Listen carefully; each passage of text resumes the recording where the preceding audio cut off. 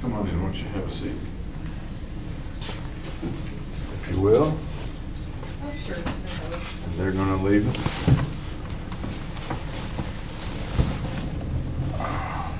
Got you some juice. It says you like juice better than water, so I Yep, know that's that's right. Okay. Well, let me give you the explanation first, if I may. As I think you know, I'm a psychiatrist. I was appointed by the judge to evaluate you. My purpose is very, very similar to that of Dr. Metzner. Do you remember Dr. Metzner? Yeah. Okay. He met with you here, I think, Yes. about a year ago. My purpose is not to get involved in your legal strategy or anything like that. I work for the judge, but the results of my work, and it probably will be a report, those results, the report will go to the judge and the defense, your lawyers, and the prosecution. Any of them can call me as a witness if they want to, things like that. Let's see what else I can do here.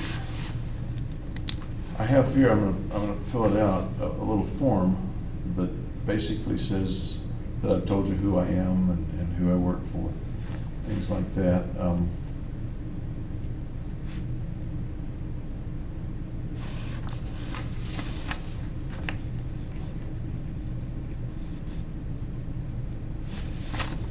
It also says, if you want to take a look at it with me,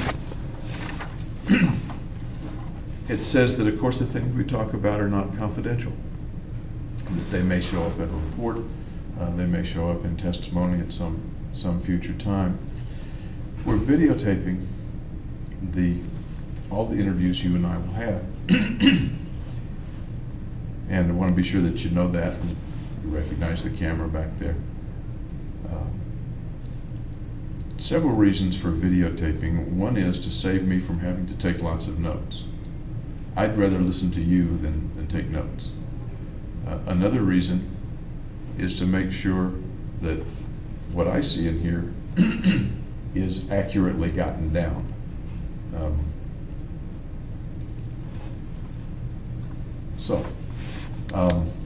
I think that pretty well covers it. You're welcome to sign one of those if you like that says you've received it. You don't have to, and I will give you one to keep. Today's 30th? 30th, you're right, you're right. Okay. If you want, so it just says you got it is all. Thank you.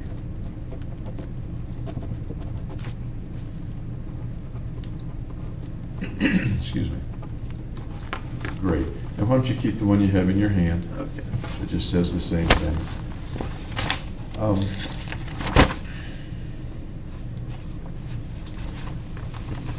brought lots of records and stuff with me. I guess, do you have any questions about my role, why I'm here? Nope. What I'm going to do? Okay. I expect you and I will chat a couple of times today, a couple of times tomorrow, maybe on Friday. Probably less than 3 hours each time. It's not an endurance contest. If you need to go to the restroom or we need water or something like that, all you got to do is say so. First of all, how was the trip down? You came down a couple of hour drive, isn't it? From I actually flew part of the way. You flew? Yeah. That's interesting. How, in a regular plane or helicopter? Propeller plane.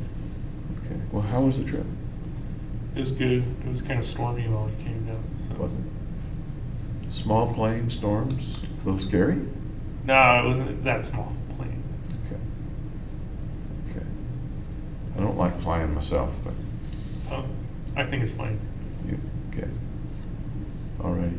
This is your second time to the facility here. SimHip, that's the way they say it, right? Yeah. Okay. You're in the same area that you were in before Yeah. a year ago? Okay. Some of the staff the same, or are they all new? Some of them are new. Okay. Okay. Treating you okay? Yep. How have they been treating you at the jail? Good. Treating you okay? Yeah. One of the things I notice about the jail is that it must be very isolated for you. Yeah, I'm in solitary. Can you frame for me the reasons that you're in solitary? I think it was just because there was so much press in public. It would have been unsafe if I was with the general population. Yeah, that makes sense. But on the other hand, it means you don't get to interact very much with other people. Oh, that's true. Are there people that you can interact with? The guards, like when they bring me food and stuff. Okay. Do they interact with you otherwise? Do they play cards with you or anything like that? No, nothing like that. Nothing like that. Okay. Oh, I neglected to mention, and I should. As you can tell, there's a great big window over there. The folks out there can't hear us. I can't hear them anyway. Do you have any concerns about privacy from them? No, I it's think fine. Okay, I think we're completely private for them. And I'm a little bit deaf. You can tell I'm wearing hearing aids. If you speak up just a little bit, it'll help me to hear. Okay.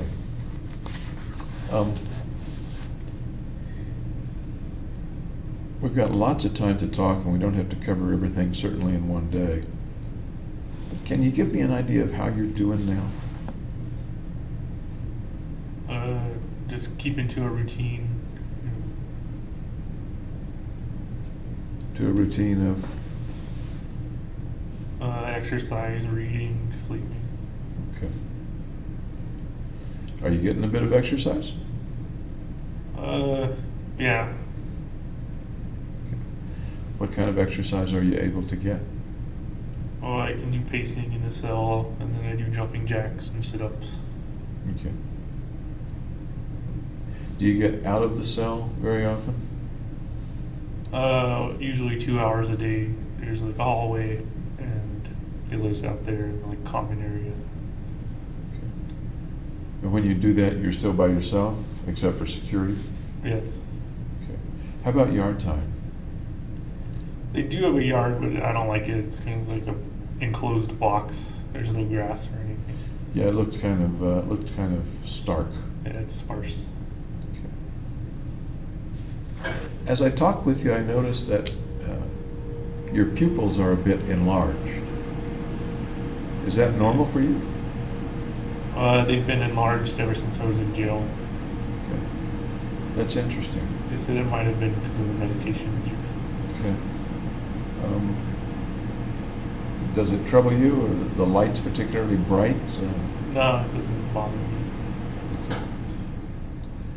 Before you went to jail, were they also sometimes enlarged, or do you recall? No, they were just normal size. Why do you suppose they're enlarged? I want to look a little bit more closely, if you don't mind. Okay. I don't know. I don't either. Yep. Okay.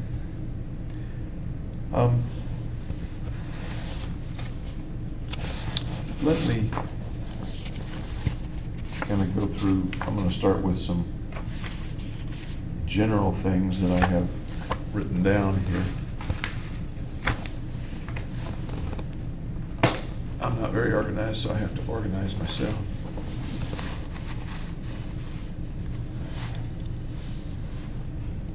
Did they tell you that you were coming Yes. here? Okay. How much notice did they give you? Well, so the exact time, it was like last Friday. They told me that it would be Tuesday, Wednesday, Thursday. Okay. Was that the way it went last year? Yeah, they gave me notice last year too. Okay. How'd you feel about coming down here? It's kind of a break from the normal routine. Yeah, I would think so. This seems like a better place to be than the jail. They have better food at least. Better food? Yeah. Okay. I haven't seen your room. Maybe you can show it to me a little later, but is the room nicer than the cell? The cell's actually bigger because it's in medical and they can house 2 people per room. But since I'm solitary, I get the whole room to myself. So the cell's actually bigger. Interesting. Interesting. Okay. I guess the first thing I'd like to do is get to know you a little bit better. You and I've only met very briefly in Aurora a week or 2 ago. What's the first thing I need to know about James Holmes? Could you be more specific? I don't know. I'm a psychiatrist. I'm never specific. Oh. It's these open-ended questions, isn't it? What do you think people or shrinks should know about James Holmes to start off with? That I'm kind of shy, I guess. Okay. Kind of a shy fella. Yep. What do you mean by shy? I don't like to talk a lot.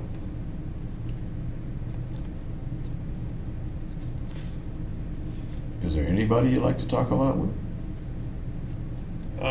Friends and family. Friends and family. Have friends or family had any contact with you since you were arrested?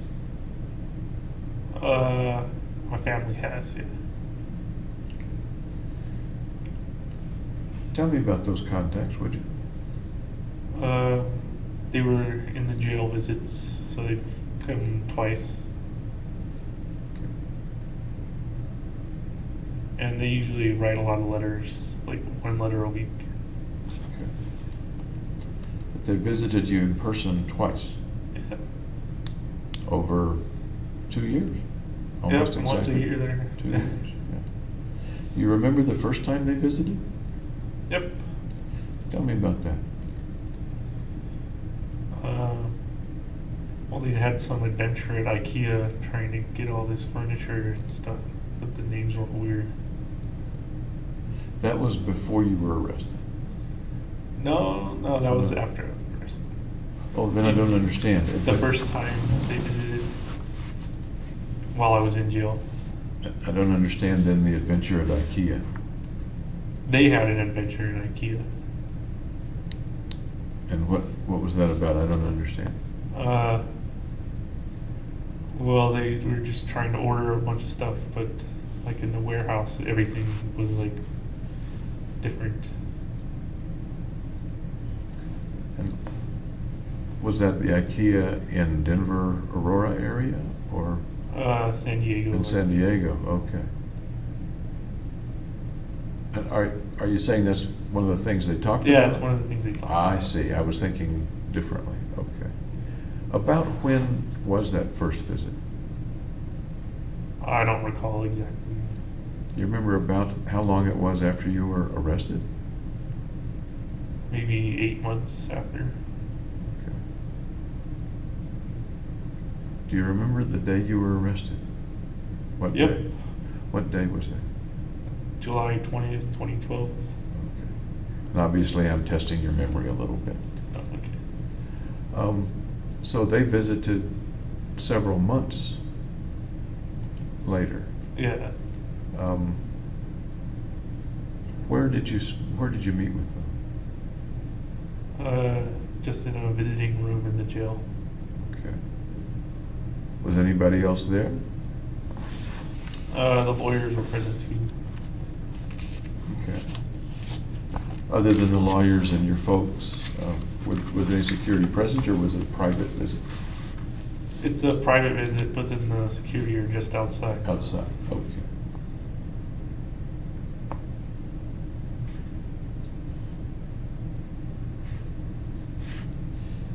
I'm just going to jot something down here.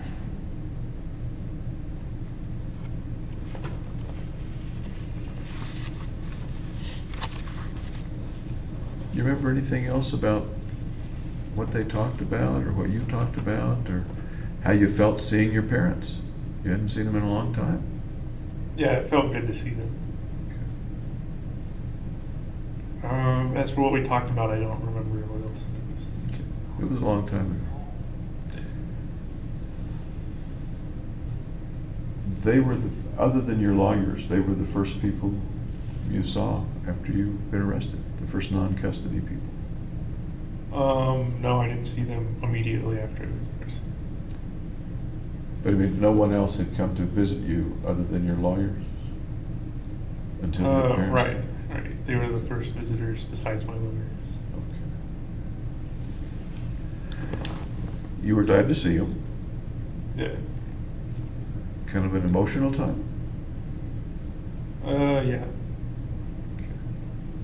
I would think so. They glad to see you too? Yep. Emotional for them? Yeah. How did they show the emotion? Do you remember? Did sometimes moms break down a bit? My lawyer said she broke down when she was leaving, but she held up pretty good while Okay. the visit was going on. Okay. How about you? Did you get a tear in your eye? Nope. Do you ever get tears in your eye? Yeah. Sometimes. What brings tears to your eyes sometimes? Just regrets. Regret. Can you tell me a little more? Usually it's before I go to sleep. Regrets about? About the shooting.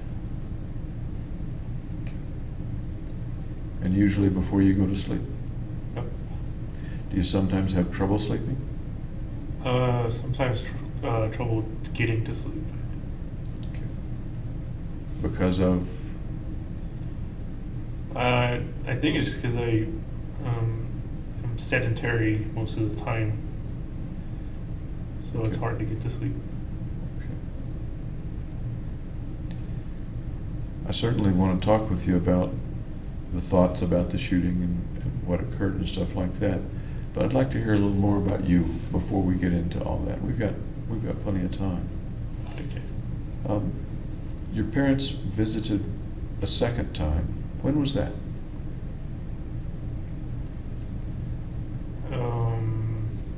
I'm not sure of the exact time. About. Maybe 4 or 5 months ago. What was that visit like? It was good.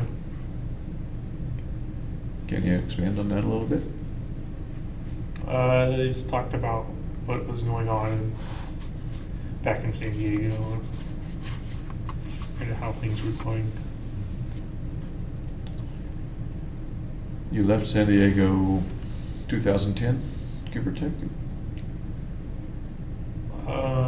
Yeah. Okay. Still have friends back there? They've moved all across the country since then.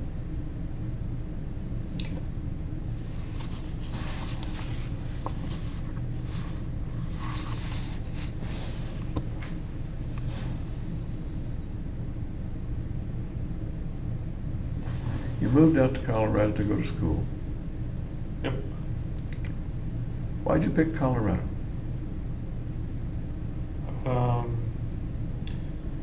Well, for one thing, there's like interesting scenery and lots of things to do. And also the professor's research was interesting to me. Okay. What were some of the interesting scenery and lots of things to do that you thought about? Well, there's the Rocky Mountains. You can go on hike and stuff. That's a pretty big deal. Yep. There are mountains in California, not quite like the Rockies. Great. And then the professor's research you liked. Do you remember what sort of research that was?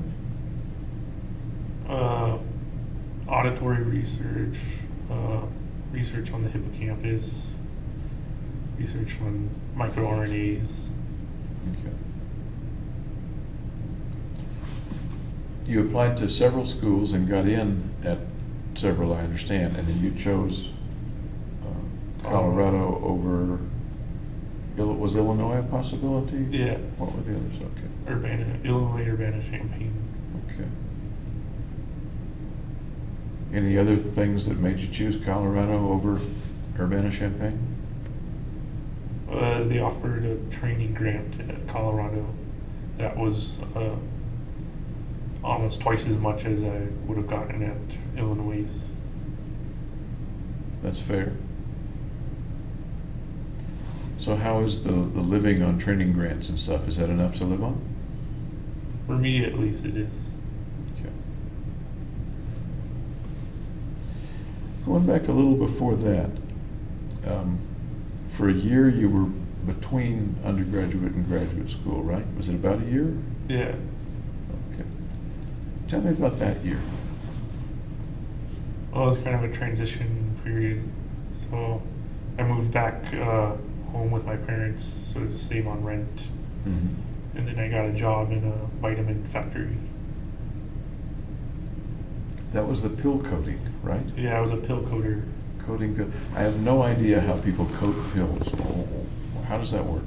There's like a big rotating steel drum, and you put the pills in there, and there's a bunch of nozzles that shoot, that kind of spray the pill paint kind of on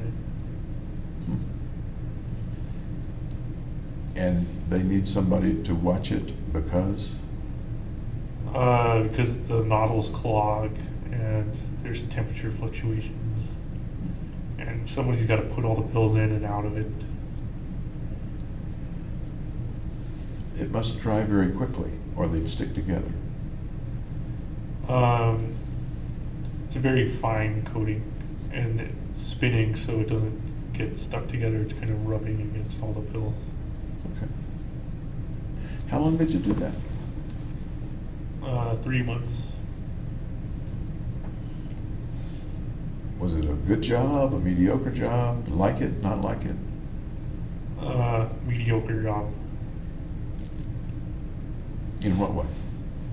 Well, there's not that much kind of novel or new activities that present itself. It's kind of routine factory work. Why did you choose that job? I got offered it from the temp agency. Okay. So it was a matter of necessity. You needed the job. Mainly to get out of the house and kind of give my parents a break. Okay. It was full-time at the time? Yeah. Okay. And why did you leave the job?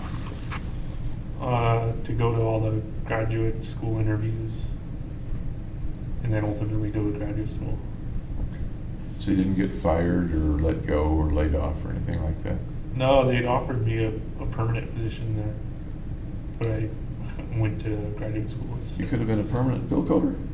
Yes, I wouldn't have. I don't think I could do that permanently. I think I understand. Any other jobs that you had during that year between? Nope. Okay. Big run? No. No. Okay. What was it like living at home with your folks? It was all right. You're grown up, come back home to save money on rent, Yep. but you're an adult at that point. Yeah. So what's it like living as an adult in a home with your parents? I like living independently in the apartment better.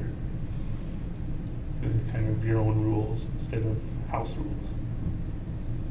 Within the house, what sort of accommodation did you have? Well, I had my own room. So, Same room you had before you went away to college? no, because my sister took over that room. Okay. Because she liked that room better than her room. So I got my sister's old room. Okay. Sounds like it was in the main house and not a separate apartment in the basement or over the garage. No, it's in the main house. Okay. Not much privacy, I guess. Well, they got their own room, so privacy enough. before that, you were at Riverside. Yep. Tell me about were you there for 4 years? Yeah. Tell me about Riverside. I've never been on the campus. Well, there's not much of a river there. I don't know why they call it rivers, but it used to be a citrus experiment station, and then it became a university. Experiment station for what? Testing out like oranges. Oh, agricultural stuff. Yeah, agriculture. Okay. And tell me more about your college career there. I don't know very much about it. Well, initially I went to live in the dorms, and that was fun because it was a dorm atmosphere, so you got to meet a bunch of people. Mm-hmm. Then I moved to on-campus apartments, and all the while I was studying neuroscience for a Bachelor of Neuroscience degree. Did you start out with that major, or did you come into the major? Yeah, I started out that major. So even before you got to undergraduate college, you were interested in majoring in neuroscience? Right, in the application for admission, I listed neuroscience major. Okay. You mentioned you stayed in a dorm for the first, how long? The first year. Okay. Was that a requirement, or you chose it, or? No, it's just what most of the freshmen do. Okay. So what's dorm life like? It's been a long time since I've been in a dorm. It's been a long time since I've been in a dorm too, though. It's very communal, so you get to know people in the dorm. How did that work for you, as a guy who, you've already said you're kind of shy? Yeah, so it kind of helped me kind of bridge between new people. Tell me about some of the people you met. Well, there was like, my roommate was an entomologist. He kept like tarantulas in his room and stuff. Really? So did you handle the tarantulas? I did. I wasn't happy about it though. I've seen people let them crawl on their hands. You were able to do that? Yeah, it's not poisonous. Yeah. Interesting. You remember that roommate's name? Dale Halbritter. Dale Halbritter. Albritter. Whatever happened to Dale, do you know? I think he moved to Florida to study entomology for a PhD. Okay. So that was your roommate. Who else did you meet in the dorm? I met a mechanical engineering major, computer science majors. Was it a dorm that focused on science and engineering, or was that just It was a by chance? honors dorm, so it was people who came in with high GPAs. Wow. Okay. That's right. You did very well in both undergraduate and high school, didn't you? Yeah. Let me stick with college for just a minute, but I do want to hear about the high school. Tell me more about college life for James Holmes. Well, it was like going out to dinner with friends, going to the dorm, dinner with friends, and sometimes partying, and lots of studying. Lots of studying. Even smart guys have to study a lot. Yeah, there's like no way around not studying. Going out to dinner, are you getting a little money from home at that point? Do you have an outside job? Or? I had a full ride, so I had my tuition paid for. And then my parents are really nice, and they paid for the dorm and kind of food expenses and stuff. Okay.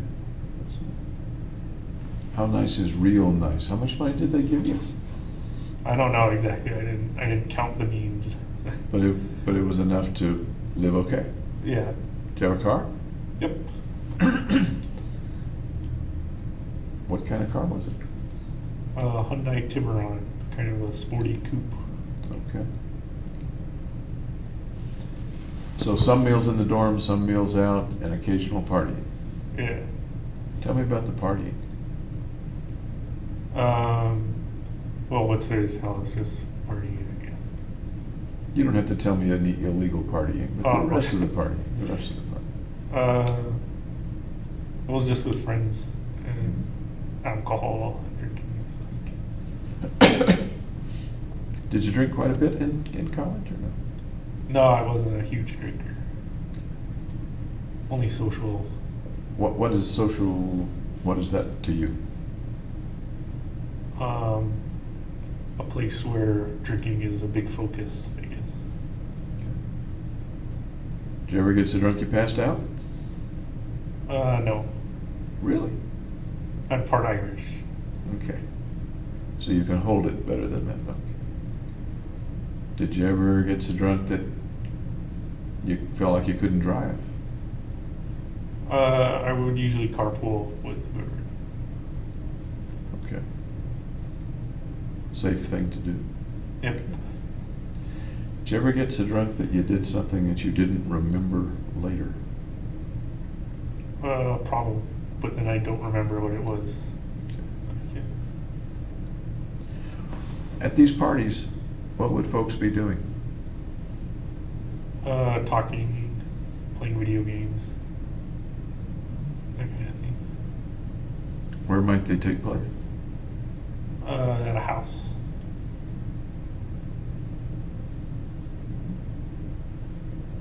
Anywhere else? At a bar, on a beach? No, usually house parties or apartment parties. Okay. What kind of folks would go to the parties? Just my friends. So far, you've told me about 2 friends. I'm assuming there were more than 3 people there. Yeah, I have more than 2 friends. Okay. Males, females, Both. both. Okay. How about female friends in college? I didn't have a girlfriend. I had female friends. So. Okay. Things sometimes get wild at the parties. I wasn't really partying that partying was like once a year type of thing. So Say that again. I'm sorry. partying was like once a year type of thing. Oh, really? So it's not. Once a year partying. Yeah, it wasn't like a everyday partier. I'm not sure that's going to be good for Riverside's reputation as a party school.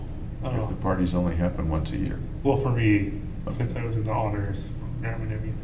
Okay. Did you have any difficulties that you remember in college, those undergraduate years? No, it's pretty smooth sailing. Academic difficulties, social difficulties, work difficulties, ceiling fell in on your head. Any difficulties you can think of? No, it was pretty straightforward. How far was your accommodation at Riverside from your home in San Diego? I think it's an hour and a half at the speed I drive. Okay. Which is Fast. fast. You drive pretty fast. Yeah. Okay. Okay. See, the southern. I don't exactly know the Southern California geography. Riverside's kind of inland of LA. Okay. It's a kind of logistical hub. Okay. So beach party probably out of the question. You'd have to drive a lot a ways. How often did you go back and forth to the home in San Diego? Not very often, maybe once every 3 or 4 months. Okay. Did your folks ever come up to Riverside? Yeah, they checked it out. They took the tour, the initial tour, I think, too. How did they feel about your going away to college? I guess they were proud. Proud? Yeah. Okay. Okay. You're the older of your siblings, right? Yeah, I have a younger sister by about 5 years. Okay. And I'll ask you a little bit about the family in a few minutes too. Okay. Now let's go to high school. What was high school like? It was good. Tell me about it. Public school, private school, magnet school, charter school? Public school, it was like newly constructed. We were the first full graduating class.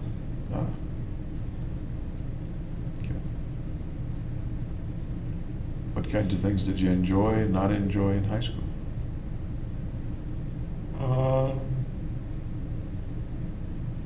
I enjoyed the schoolwork and hanging out with friends. Okay. Any particular kind of schoolwork you enjoyed? Math and science, and history.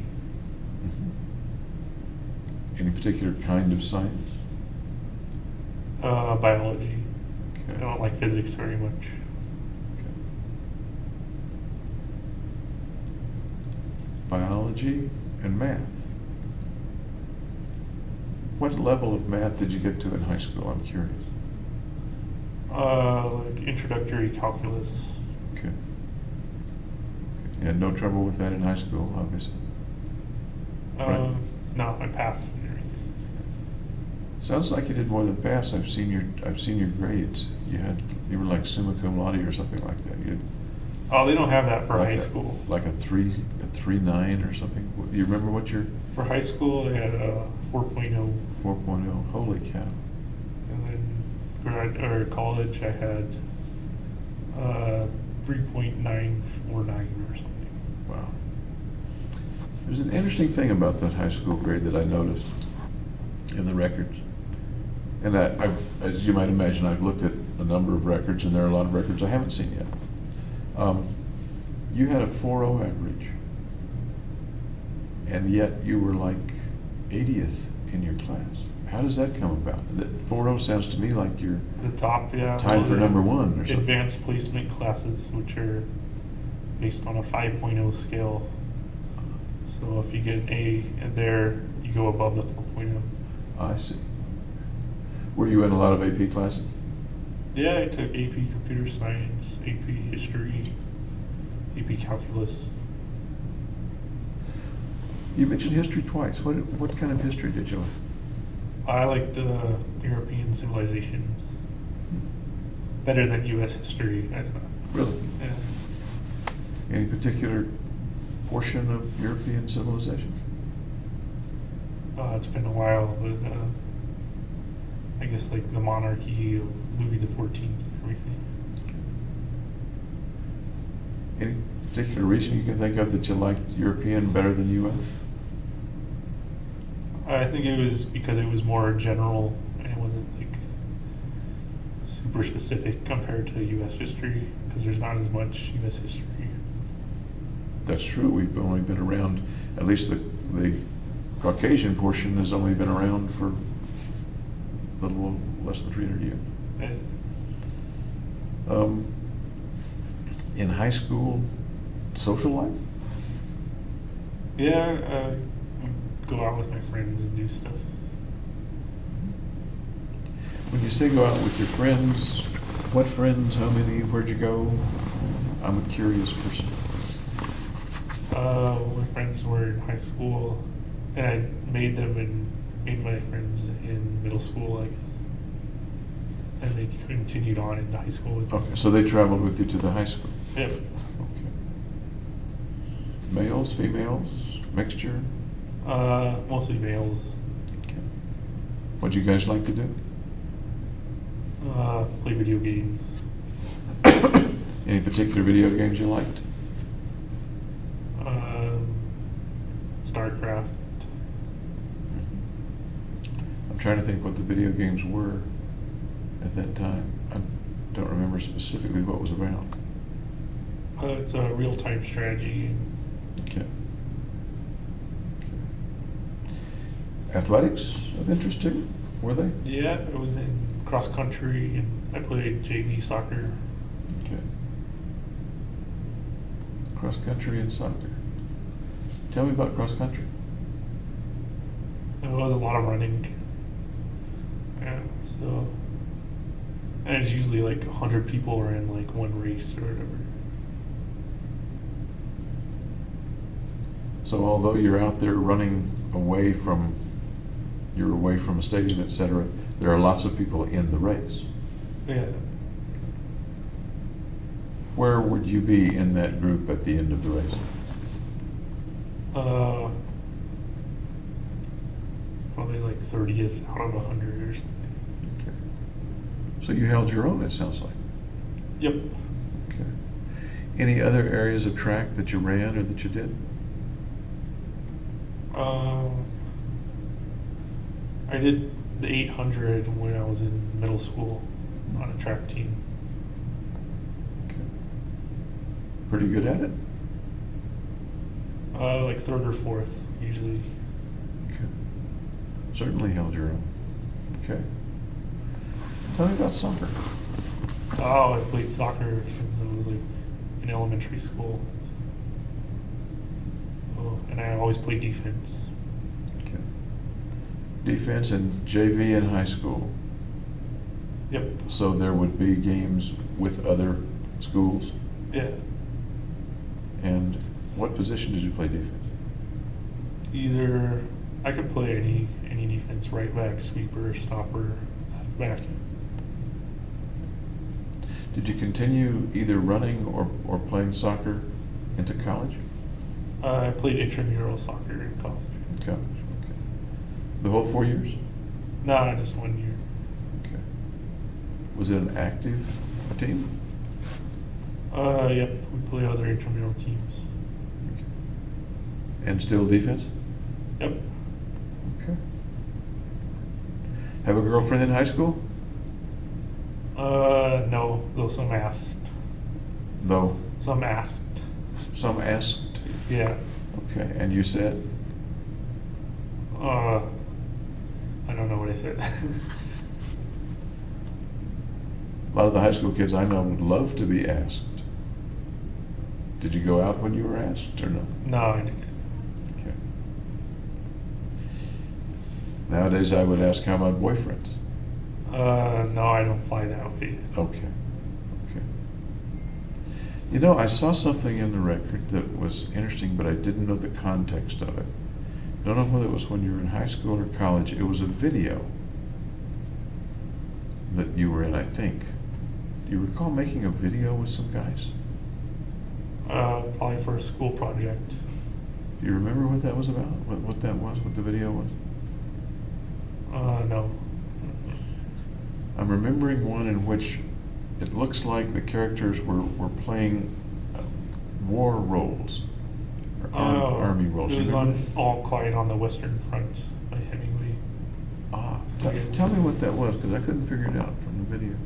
It was just a scene, I think, from the book. Okay. Do you think it was for school? Yeah, it was for school. So, tell me about the project. It sounds interesting. Well, I don't remember anything else besides that. Okay. Do you remember what part you played? I think I was a soldier. Did you operate the camera as well, or do No, any I of don't the- think so. Any of the directing? You were a soldier. Yeah. I know one of the soldiers got shot and was laying face down. Would that have been you? I don't remember. Okay. I was just curious. Any other videos or video type experience or dramatics that you recall? I think there was a Salk video, Salk Institute, where I did a presentation on kind of temporal relations or something. Tell me about that experience at the Salk Institute and what you did there. The experience? Yeah. Well, every Friday we have like a learning synopsis or something. And then most of the time we're working on the project in a lab. How did you get to the Salk Institute? I applied. It was an internship. And when was this? Give me some context, if you would. At the end of high school, before college. Mhm. So it was like a 3-month internship. So tell me about that. How did you find out about it? What made you want to do it? What did you end up doing? Well, they advertised at our school, like over the monitor system. And so I applied and I did computer programming for my research project. You were there for 3 months? Yeah, I believe so. Did you get paid for that? Yep. Imagine it looked good on your resume. I guess so. When you say computer programming for it, what sort of programming, what were you doing with that? I was doing Adobe Flash programming. I made a Flickr Fusion utility. It's a way to tell the RGB values between different monitors. So there's like a flickering light, and then you adjust the red, green, blue so that it doesn't flicker, and that gives you a value specific to that monitor's resolution. And what did that have to do with what the Salk Institute was doing? That was what was happening in the specific lab I joined. So that was my project. And I had another project, which was to make a rock, paper, scissors game that had like an temporal illusion in it. I don't understand. So I had to make the rock, paper, scissors look like it appeared before you pressed your rock, paper, scissors in a rock, paper, scissors game. Did it purport to predict yours or to beat you or what? It created an adaptation, so it had a series of delays before it would show the rock, paper, scissors image. And then it built those delays so that you couldn't detect them normally. They were kind of subconscious. And then when it removes the delays, it appears that the computer goes before the person does. Let me see if I understand. So it appears that the computer predicted the person's action when it didn't really? I'm not sure I understand. Right, it predicts like the counter move to the human's move, but it shows it the computer's move first before you make your move. I think I'm catching on. I think I'm catching. But the purpose was for the computer to beat the person? Yeah, and make it look like the computer wasn't cheating. Interesting. Gee.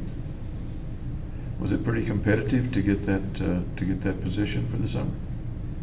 Yeah, I think there were like 4 other people who were interviewing at the same lab I was, and then there were other labs too. At that point, had you already gotten into Riverside? I think the chronology of it was I had already got accepted. Okay.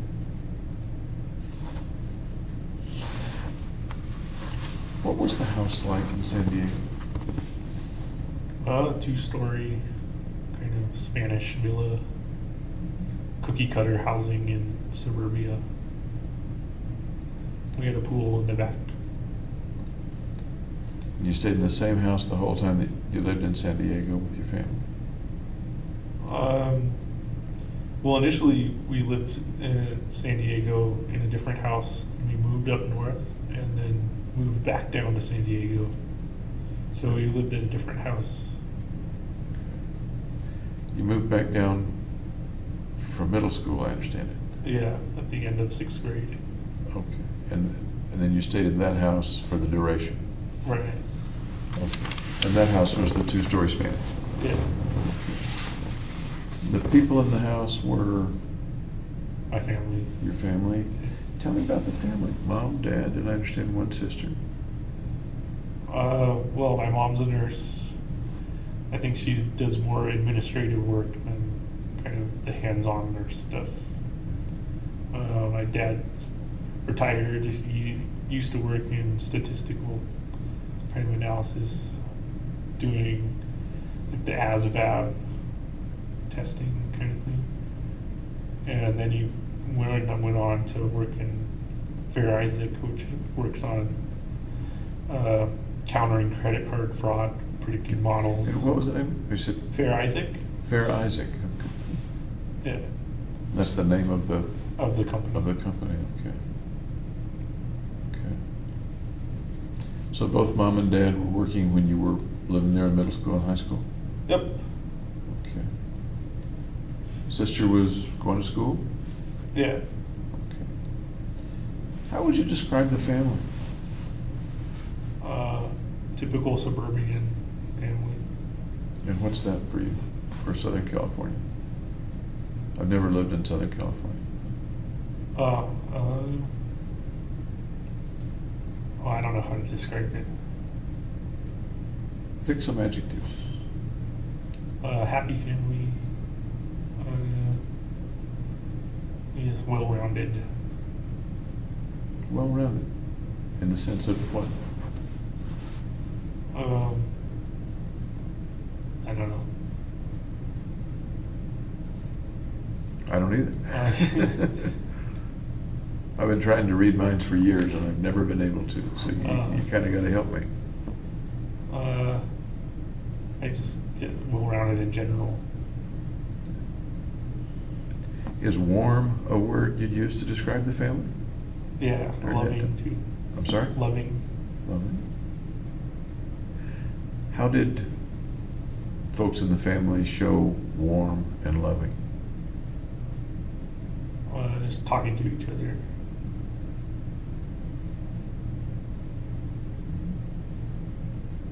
They touch each other much? Hugs.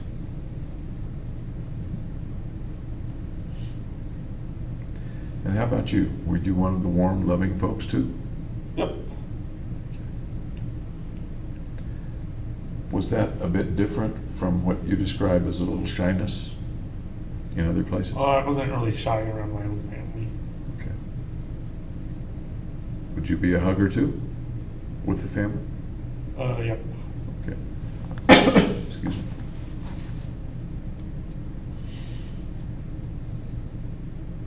Tell me about your sister.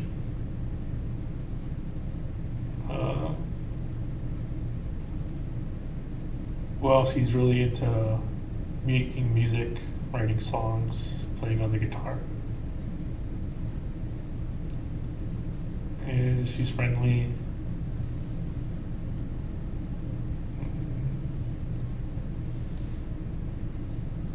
Adventurous, I guess. Adventures. Has she been all those things since you were younger? Since she was younger? Yeah. What's your relationship prior to being arrested? What's your relationship been like with your sister?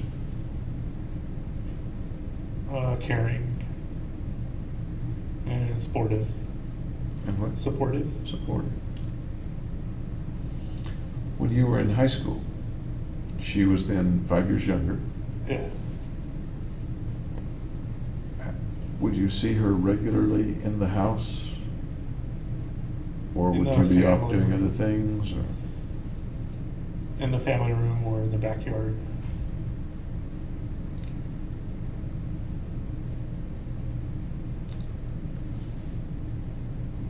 Almost a kid sister, not quite. Did she get in the way of some of the things you and your friends wanted to do? Was she a pest or no? Sometimes when I was younger, she was kind of a little intrusive, wanted to do exactly what I was doing, that kind of thing. She must have looked up to you. Yeah. Okay. What did she think of her big brother? Well, you'd have to ask her. Yeah, you know what did she think of her big brother? I don't know. You can speculate.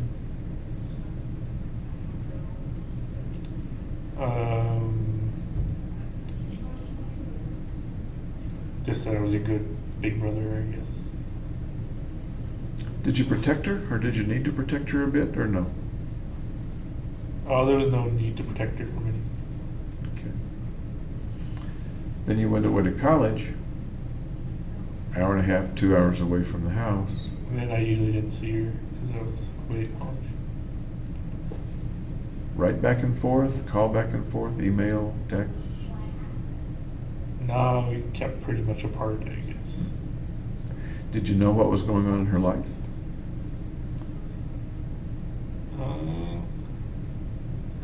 Not that much, no.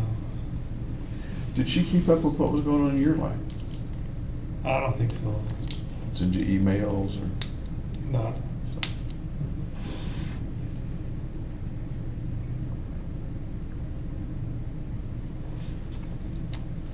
You have enough juice there Yep. to wet your whistle? You mentioned that your folks write to you pretty regularly. Do you hear from your sister much? She came on the last visit. Okay. I got to hear what she was up to.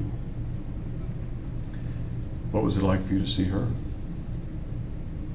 Pretty much the same as seeing my parents. And that was? Just a good experience. How did she react to seeing you?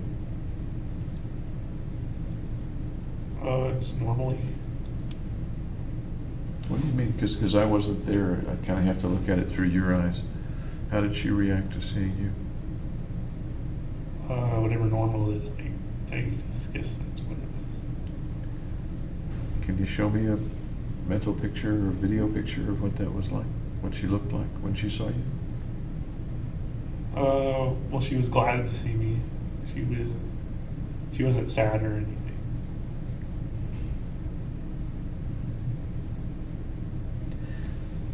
Did she or your parents seem concerned about you? My mom seemed concerned. In what way? Just to see if I was doing okay and everything. How about your dad?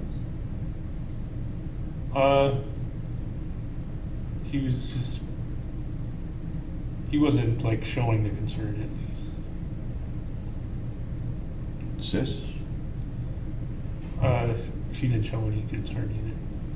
Do you think they were concerned even though they didn't show it, or do you think they just didn't give a darn?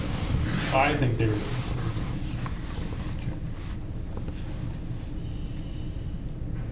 Do you get any letters from your sister?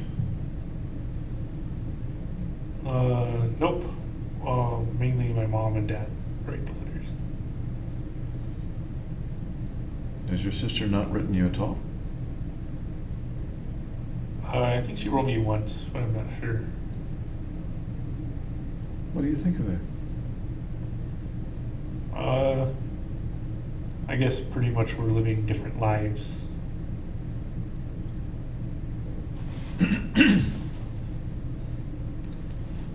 Is lack of contact what you would expect from your sister and your relationship with your sister?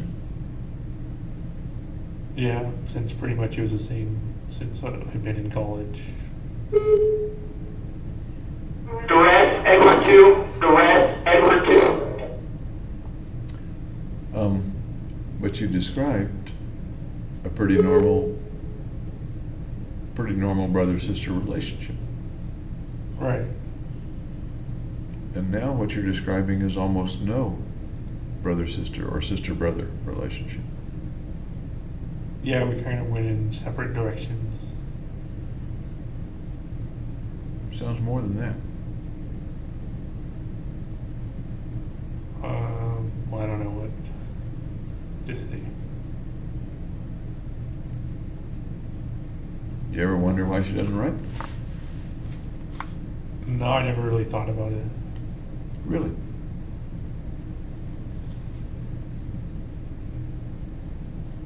You love your sister? Yep. You believe she loves you? Yeah. I'm still curious about why she doesn't write.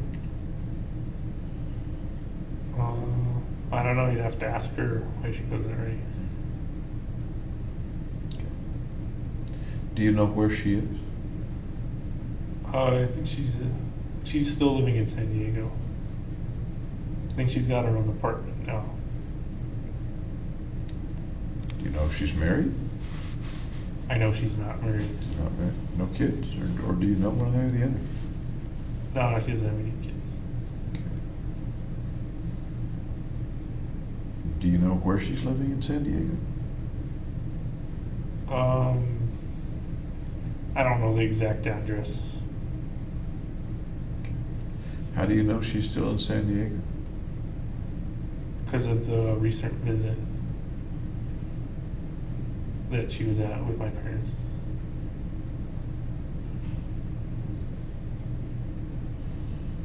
Mom writes you every week or so? Yep. I'm sorry? Yeah. Okay. What kinds of things does she write to her son? Pretty much things that are happening on the outside, and usually her support and that kind of thing. Does she tell you much about your sister? Yeah, she would say like my sister was working at a sub sandwich place. The letters usually come from Mom? From both Mom and Dad? My dad usually writes once a month. He doesn't write as often. What do He you usually think? writes a big letter. Yeah.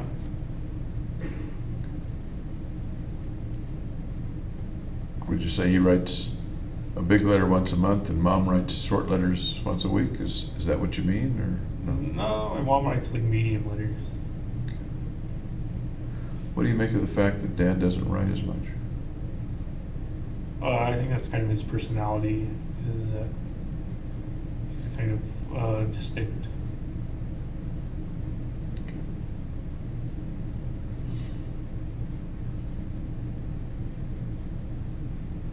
What do you think Mom and Dad feel about having a son who was arrested and in jail, arrested for the shootings? How do you think that's affected them? Negatively.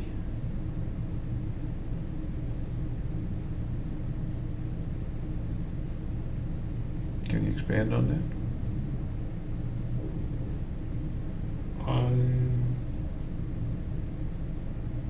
I don't know what to say. that? Speculate a little for me, would you? Kind of trying to put yourself in their place, or what you think is going on with them when they think about it?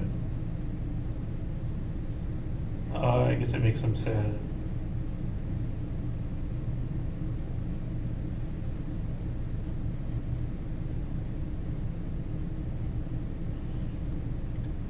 Do you know how they first found out about the shooting?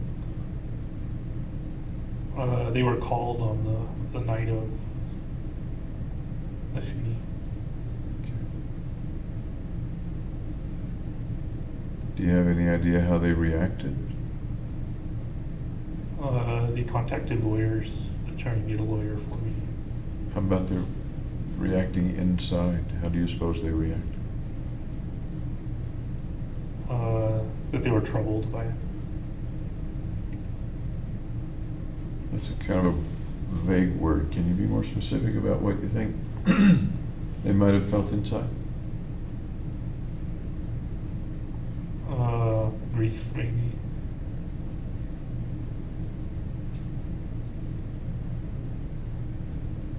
How do you think you would have reacted if it were your son?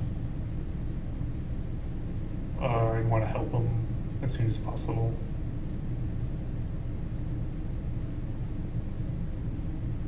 Any other reactions? I'd be sad as well. Sad for? Can you flesh that out a bit? Sad for my son getting incarcerated.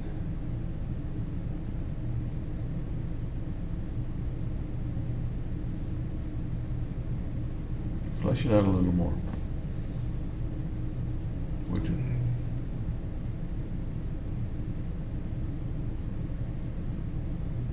I don't know. If Hemingway were writing about it, like the video that y'all did, All Quiet on the Western Front, what might Hemingway have written about what the parents think and feel when they get that call, and over the next few hours? That they'd be tear-stricken and kind of taken by surprise.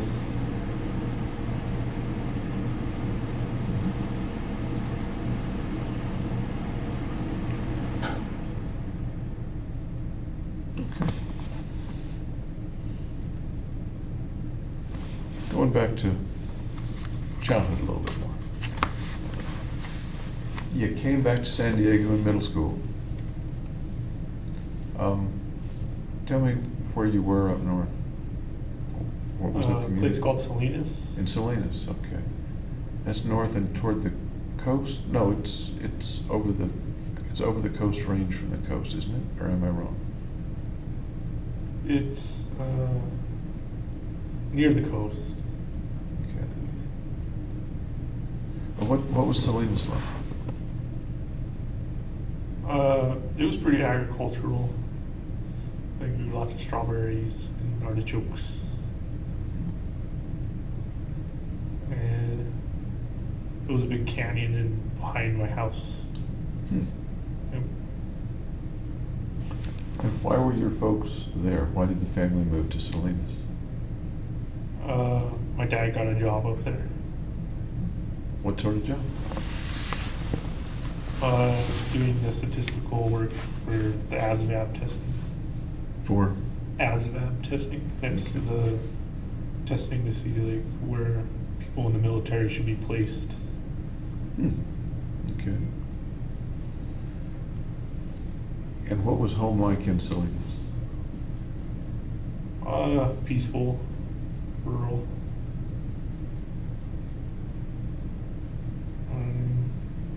Active. It was pretty active there. Show me the video. Show me the video in my mind so I can see. Well, I played capture the flag in the canyon with my friends. And played basketball and flag football, that kind of thing.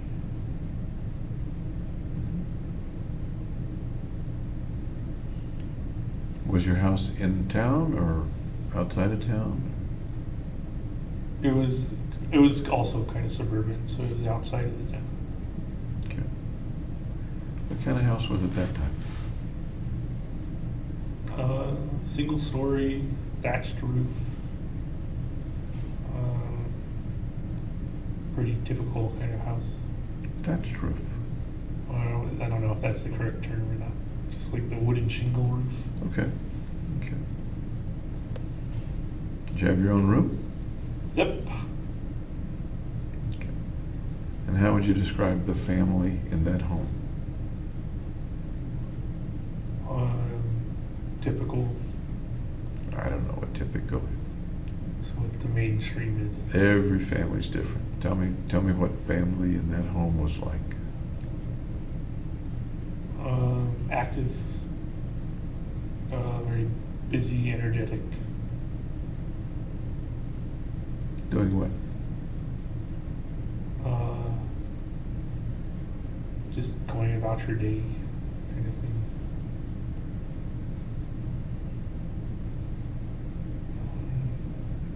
But I don't know what the day was to go about. You're the one that's picturing it in your mind, and I can't see the picture. Right, I can't transfer pictures in my mind. Try. Tell me what you're seeing in your mind. Just making pizzas.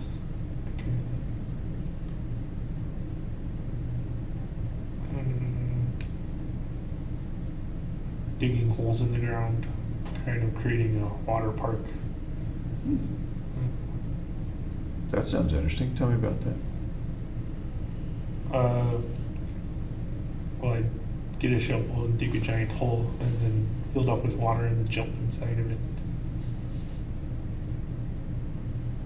A homemade water park. Yep. Okay. I'll bet the water wasn't crystal clear. Not very muddy.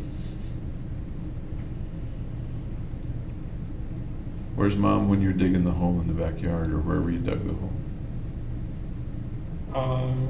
in the house doing whatever it is she does. Where's Chris? Either digging the hole with me or watching TV. So little sister sometimes did things with Big Brother. Yep. Okay. Did she go by Chris or Chrissy? Or? She went by Chrissy, but then later she wanted to go by Chris. Okay.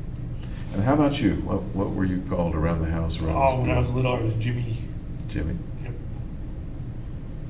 At home and school, or Yep, everywhere. when did Jimmy become James?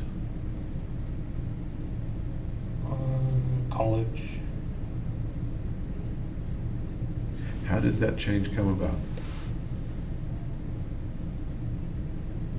I don't know if there was an evolution of it or not. It just kind of sort of changed since it was a new environment.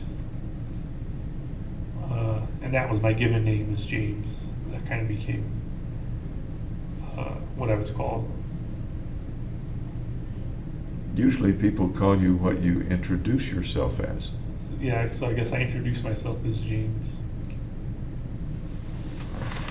Is there a difference between the way James sounds and the way Jimmy sounds? Jimmy sounds littler. I agree. Okay. Folks still call you Jimmy?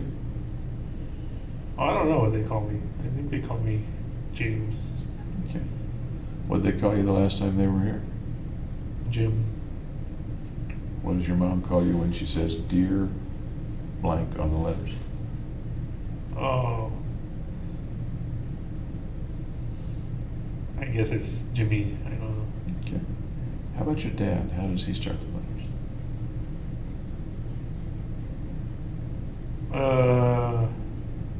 I think it's Jimmy as well.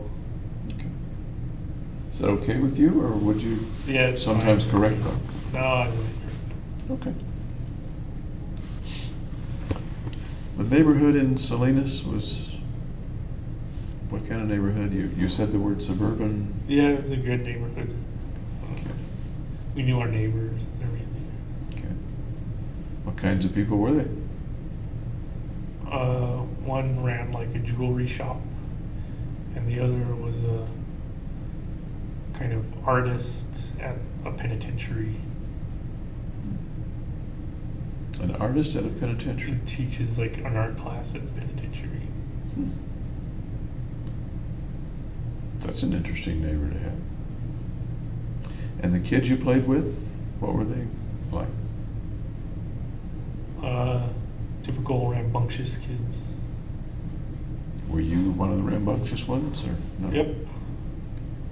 What's rambunctious mean in Salinas, California?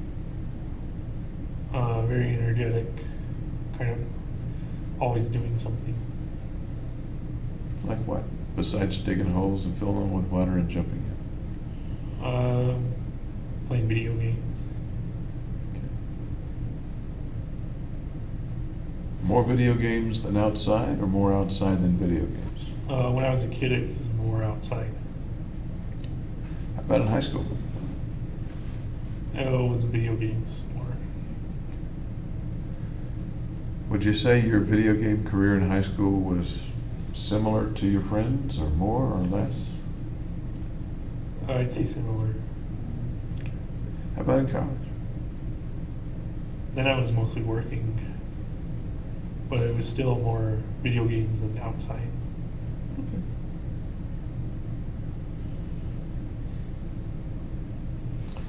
Did there come a time when your relationship with your mom changed as you grew up? Changed significantly? No, I think we've always been close. Okay. How about with your father? Did there come a time when that relationship changed in any particular or significant way over those years? No, it stayed pretty much the same. Okay. And what would that relationship with your father have been back then? What are the adjectives you'd use to describe it? Well, he was my soccer coach for a number of years. And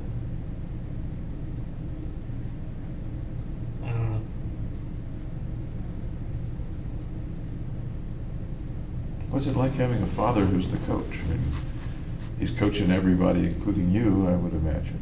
But he's also your dad. What's that like? It's pretty normal. I don't know what you mean.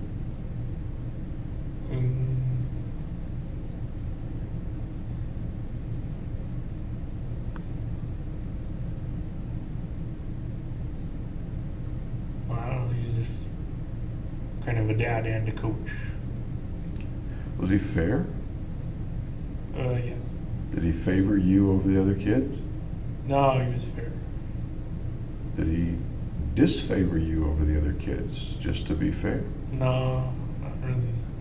Okay.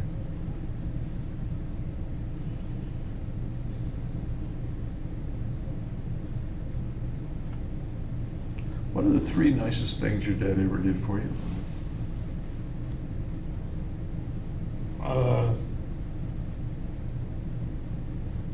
Well, he paid for most of my car payment. I paid $1,000. He paid like $7,000.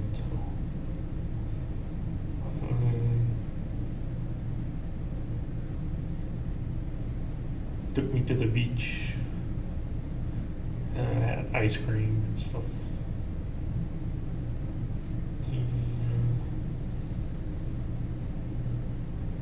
He helped me move. Helped you move to college? Yeah. Okay. Car payment, taking you to the beach and helping you move. I gotta pick one now.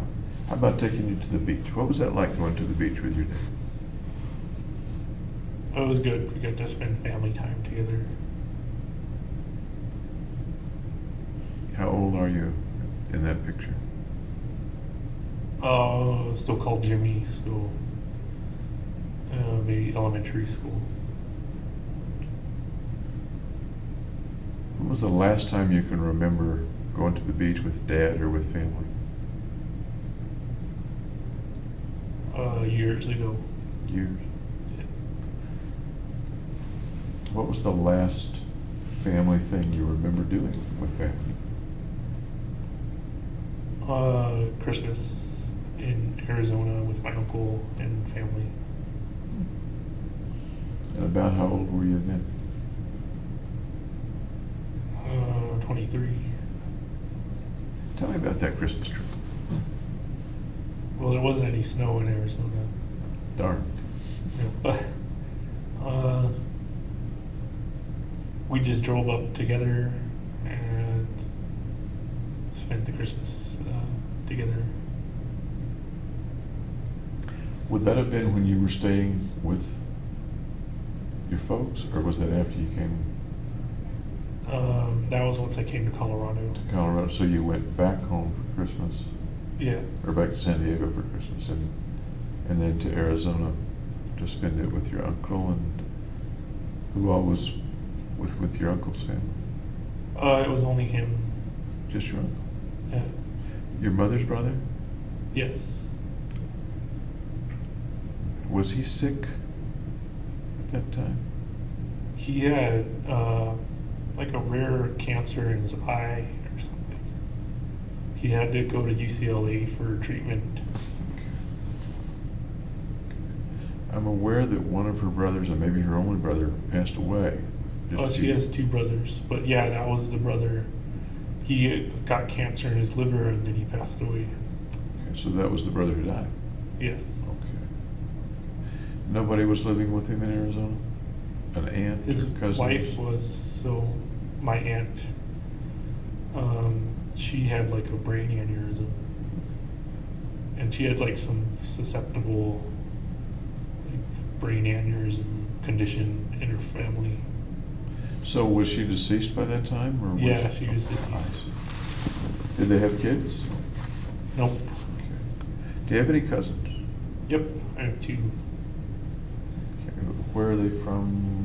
Which people? They're from my mother's other brother. And I think they're living in Iowa now. Or Idaho now. I have a geography up here. So there would be your Uncle Andy and your Uncle Dexter on your mom's Right. side. Uncle Dexter was the one with cancer. Okay. And on your dad's side, you have Uncle James, who you may have been named after, I suppose, I don't know if they named me after. and Aunt Betty. Okay. And then, tell me again, I'm sorry, I forgot the cousins, two cousins. Stephanie and Holly. Stephanie and Holly. What are they like, and were you close to them? Yeah, we had a trip together in Lake Tahoe with the family. We were gonna do kayaking or something, but it was super windy, so they didn't. We went to miniature golf instead. That's quite a step down from kayaking, miniature golf. Kayaking's up here, miniature golf is down I here. guess so, if Unless you you're wanna really like into the- miniature golf, yeah. But it was too windy for the little kids to do kayaking. Roughly how old were you at that time? I think I was 20. And the cousins are about how old? I think they're about 10 years younger. So they were a lot younger. Yeah. Did they communicate with you at all in college, or send you letters at jail? No. Any idea what's happened to them? I think they moved to Idaho. Any idea what they're doing? Probably learning how to drive. Based on their age? Yeah, based on their age.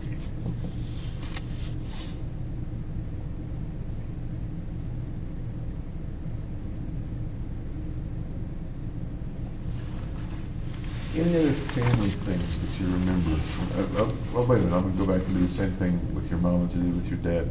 You nicely told me three things, the three most important things your dad did. Let's hear the three most important things that you can think of that your mom has done for you.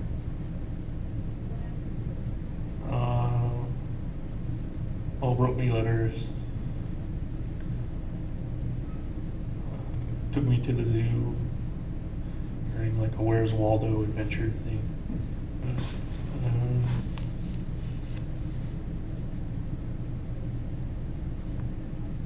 Made spaghetti together. Took you to the zoo, roughly what age? 7 or 8 Okay. And the Where's Waldo adventures would be at the zoo. at the zoo, okay. And making spaghetti together, that's the one I'm gonna pick for you to tell me more about. Okay, well, we were boiling spaghetti, and then she had to test to see if it was al dente, and she threw a piece of spaghetti onto the cabinet, and she left it there, and then when she took it off, it stripped the paint of the cabinet. Really? Yeah. So you were about how old then? Little kid or big kid? Old enough to cook. Okay. Was she teaching you to make spaghetti, or was she just letting you help her make the spaghetti? A bit of both, I think. Were there other times when she taught you things? Yeah. Like what? I can't remember. Try a little bit. What else did she teach you? Your mom?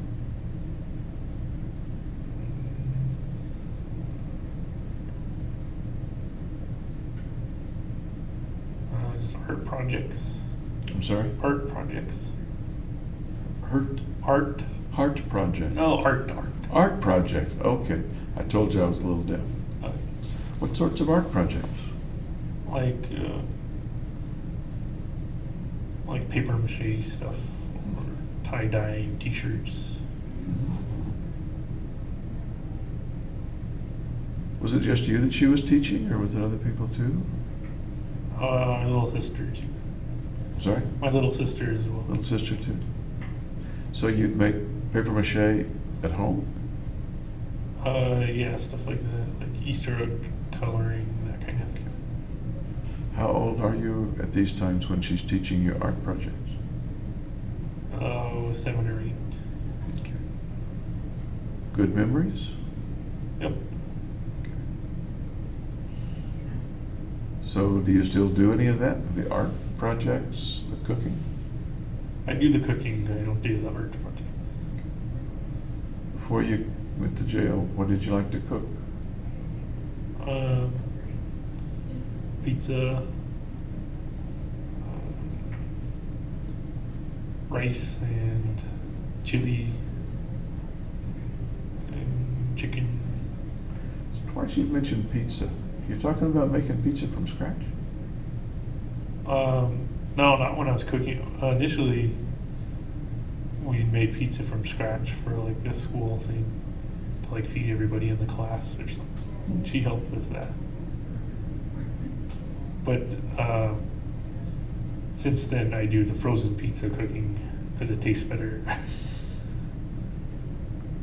A little easier too, I imagine. Yeah.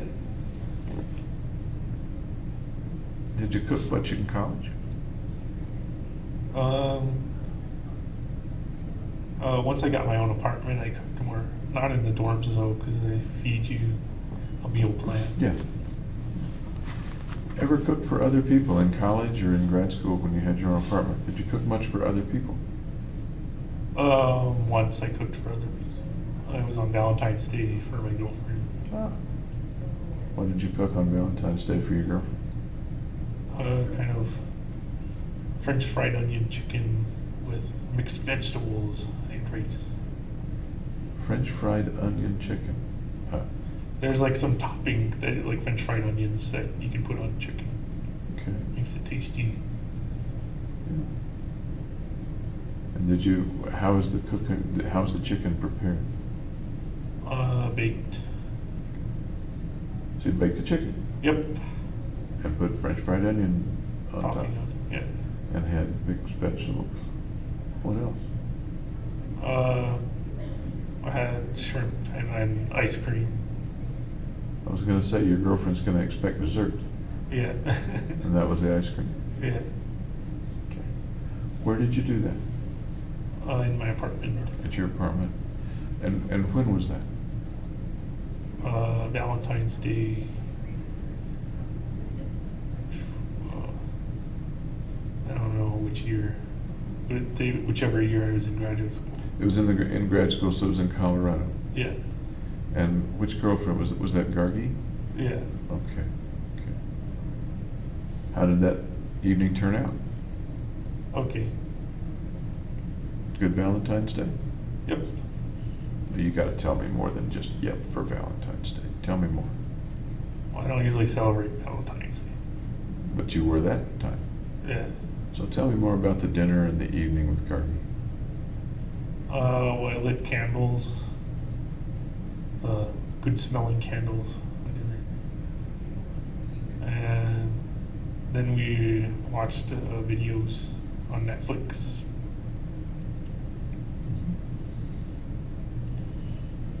Sounds like a nice evening. Yep. Good smelling candles. The candles were because you liked the candles or because you thought she might like the candles? Because I like the candles. You like the candles? Yeah. Okay. And who picked the Netflix movies? I don't remember what we picked or watched. Do you remember who picked them? I think she did.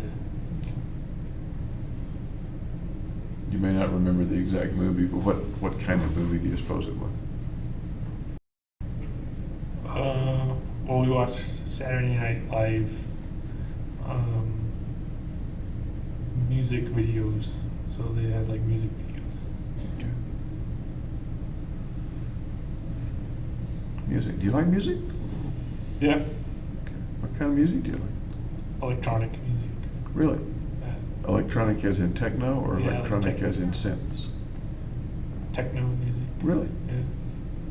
I know nothing about techno music. I don't know that much about it. Tell me more about the kind of music that techno is or that you like. It's just got a rhythmic repetition to it. And it's usually a lot of keyboard and kind of electronic sounds. Do you like it with the video, or do you like it just the music I like it just through the music. headphones? Okay. Like it better with headphones, or you like it? Yeah, I usually listen to it privately. Okay, and that was really my question. Thank you. Yeah. If you were by yourself listening to it, would you tend to use phones, or would you tend to use a speaker? Headphones. So when you're doing that, what do you get into? What are those thoughts that you get into when the music is all between your ears, nothing outside that? It kind of helps me focus, so I would use it a lot when I was reading academic journals to kind of wash out excess sounds. Okay. And when listening to it, bringing the knowledge in through your eyes was okay. It didn't distract you from your reading. No. Okay. Any other kind of music you like? Just pop music, stuff that's on the car stereo. Any favorite artists or writers? Katy Perry, I guess. Going back into college, even back to high school, what kind of music did you like, and who were the artists that you liked? Still electronic music. There's an artist like Tiesto. T.S. Tiesto. He's an electronic Can you DJ. spell it? Tiesto. So the name is Tiesto. It's not initials. It's Tiesto. Yes. Yeah. Okay. I'm gonna have to go look that up. Okay. Okay. Did you enjoy dancing to the techno music, or just listening? No, I'm not a dancer. Not a dancer at all? No, not really. Ever been dancing?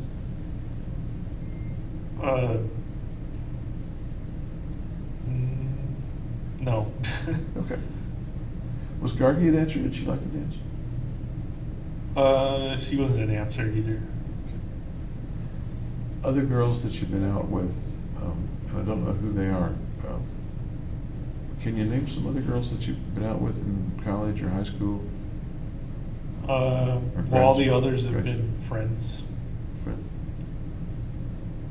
So going out with a friend, not a quote date, or am I wrong? Going out with a friend instead of a girlfriend kind of thing. Okay. When about was the first person you would consider a girlfriend date, or somebody that you wanted to become a girlfriend date? If that makes sense. That was probably graduate school with Gargi. Okay. So in college, there wasn't anybody that I'm saying that badly. In college, you didn't particularly want to develop a relationship with a girl? Or am I wrong? did, but she wanted to be friends. Okay, and it takes two, doesn't it? Yes. It does. Tell me about her wanting to be a friend. Tell me about that situation. Well, she just didn't show any romantic interest. Say that again? She didn't show any romantic interest. Okay. When was it? What kind of person was this?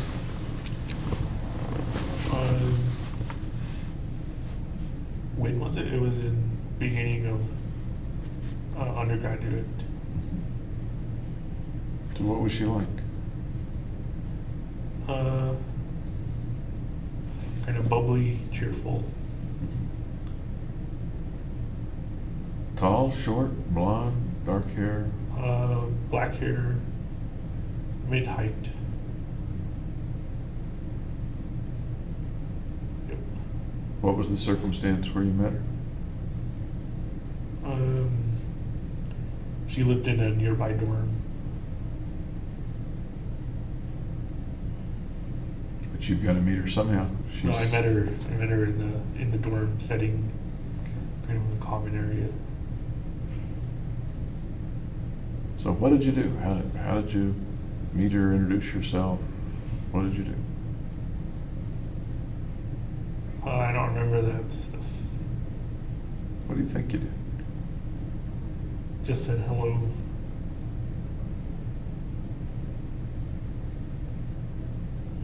You remember how she reacted? I don't remember. But you do remember some things. You do remember that you were, to use your word, romantically interested, and she apparently wasn't, right? Yeah, she was Persian, so I think she had a cultural barrier. Her family wanted her to be with another Persian. How hard did you try? Not very hard. What did you do to try? Just spent time with her. Ask her out? Nope. How about the next romantic interest? Or possibility of romantic interest? That was probably when I was in my summer job as a camp counselor with another camp counselor. And that was Max something camp? Yeah, Camp Max Strauss. Okay. So that was between a couple of the years of your undergraduate? Yeah. Okay. Between freshman, sophomore, junior? Well, I think it was sophomore, junior. Okay. Tell me about that one. Well, we went on a date to the movies, and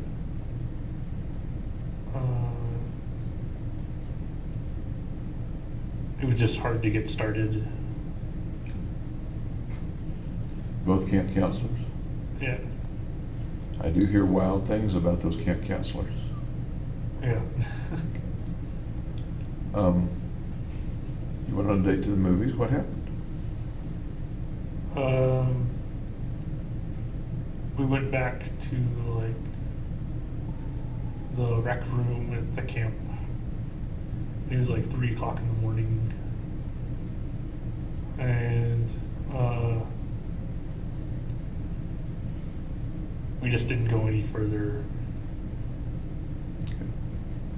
What kind of a girl was she? Cheerful and bubbly.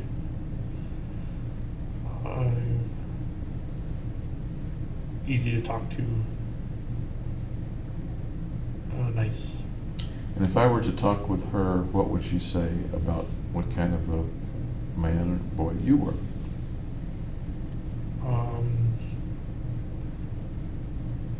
Probably that I was shy. And kind. Kind? Yeah. Okay.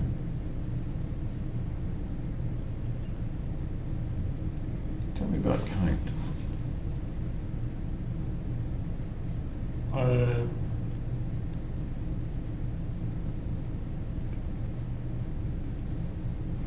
Just being nice to her, I guess. Okay. Did you have any other dates with her? Yeah. We went walking around a club in Hollywood. Now you got me interested. A club in Hollywood. Yeah, and we didn't go inside. We walked around. A club like what kind of? Like a club? dance club or something. But you didn't go inside to dance. No. Do you think she wanted to? No, I don't think so. Where is Camp Max Strauss? It's in Glendale, California, kind of just north of LA. So it's a good distance from Hollywood. Maybe 30, 45 minutes. So you went on a date. You need to fill in some of the blanks because I'm getting confused here. How did you get from two counselors at Camp Strauss to two young people walking around the club in Hollywood? When we carpooled with some people who were going to the club, I actually had to drive back because they were so drunk. Okay. And you and she decided not to go in? Yeah. Was it one of those clubs where the doorman might not let you in? Or could you have gone in if you wanted to? It might have been a 21 and over club. I don't remember. Okay. And at that point, you weren't 21 yet? No, I was 20. Okay. Okay. What else would she have said about you? You said shy, you said kind. What else would she have said about you? Funny.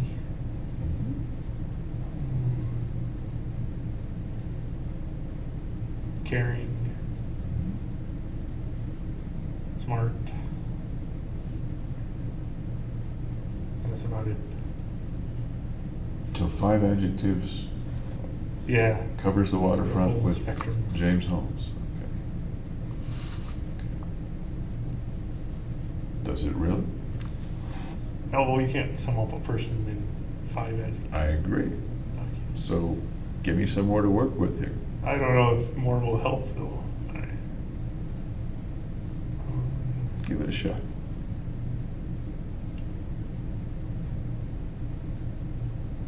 Quiet.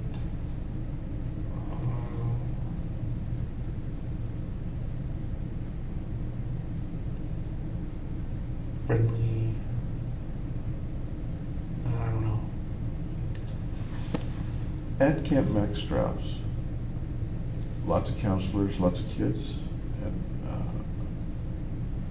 lots of social stuff, kind of like one sees at a camp, or not. Yeah, there's a lot of social stuff. Tell me what kind of camp it was. I did get some information about it, but I don't remember. What kind of camp was it? Well, there was horses, there's a pool, there's a rock climbing gym place, a game room, a recreation hall for like music, and then a big field where they can just do free stuff. So it wasn't set way back in the mountains, but it was in the country. Is that accurate? It's kind of in a suburban place too, but it like borders on a mountain. There's a bunch of rattlesnakes in there. Really? Yeah, we had trouble once because like heard the rattlesnake rattle, and all the kids wanted to get a look at the rattlesnake. Really? Yeah, What happened? kind of blocked them off from looking.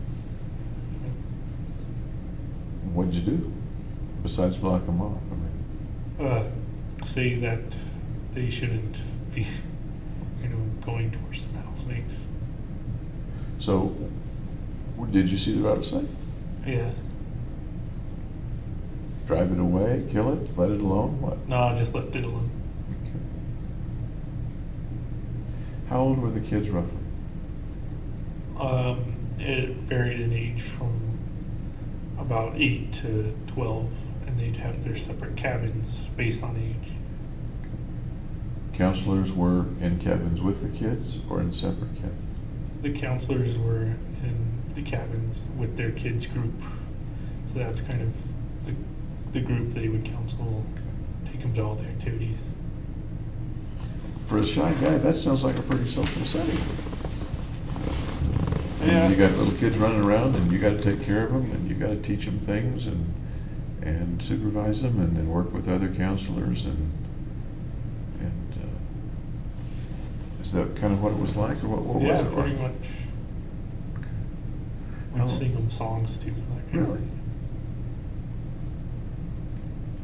How long were you there? The whole summer? Yeah, the whole summer. So you'd sing them songs, the group would sing songs. Yeah, the camp songs.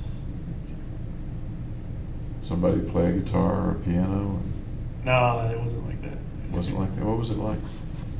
It was around a big kind of fire pit, but we didn't have any fires because it was wildfire season or whatever. So we had it about around the big pit is where all the kids would group up, and we'd take them to like breakfast or their activities or whatever. You remember any of those songs? Yeah. Tell me. I sing On Top of Spaghetti. There's a song about Okay. spaghetti. I think I've heard it. Okay. Do you remember? You're not going to make me sing it, right? Oh, sure. Go ahead and sing it. No, I don't want to sing it. Okay. To the tune of On Top of Old Smoky, right? On Top of Spaghetti. Oh, okay. But the Smokey tune- the Bear is on like a different. But on Top of Old Smoky? No, that's not what it's called. It's not what it's called. It's On Top of Spaghetti. Yeah. And it's not a parody. Okay. No, it's a short song. Okay. Other songs that you remember? One about Hermes the Worm. There's a song about a worm. I don't remember all the lyrics there. Okay. Kids liked it? Yeah, it kept them occupied. Okay. How did you enjoy being there that summer? It was kind of stressful because I'm not that outgoing. Did it become less stressful as time went by, or did it stay stressful pretty much the whole time? Well, it wasn't stressful the whole time. It was just kind of, it wears down on you having to take care of so many kids. Okay. As you look back on specifically that summer, how does it make you feel, or what does it make you think of? Was a fond memory of at least trying to get out there and be more social. Do you think you were changed in any way when you went back to school in the fall because of that summer? I was more aware of the responsibility of taking care of children.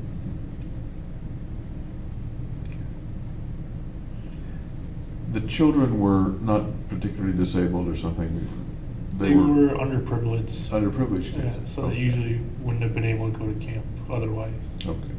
So they were healthy, normal kids, but somebody else was footing the bill for a week or two at camp. Usually, like one out of 10 had like ADD or something like that.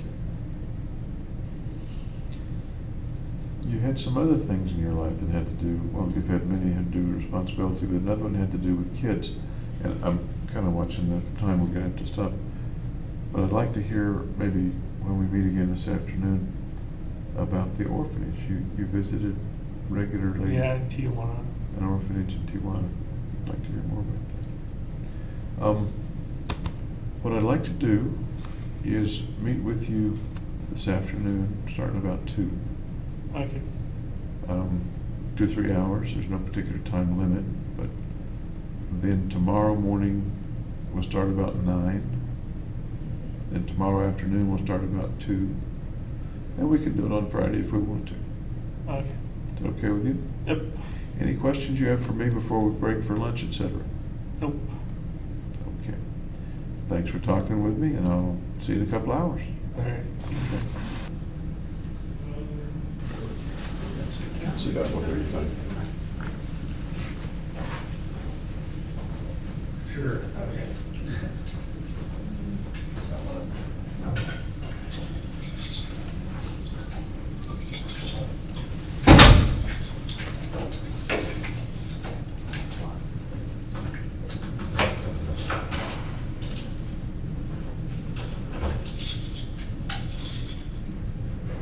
Not a bad idea to go to the restroom first. Yeah, there you go. Yeah.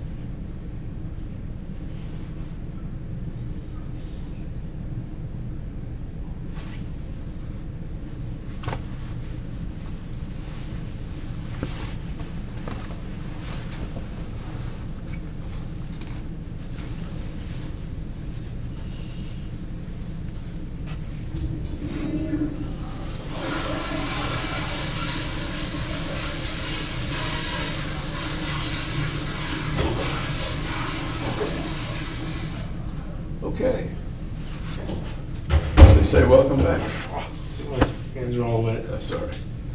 Have a seat, won't you? I think we got you some fresh juice there.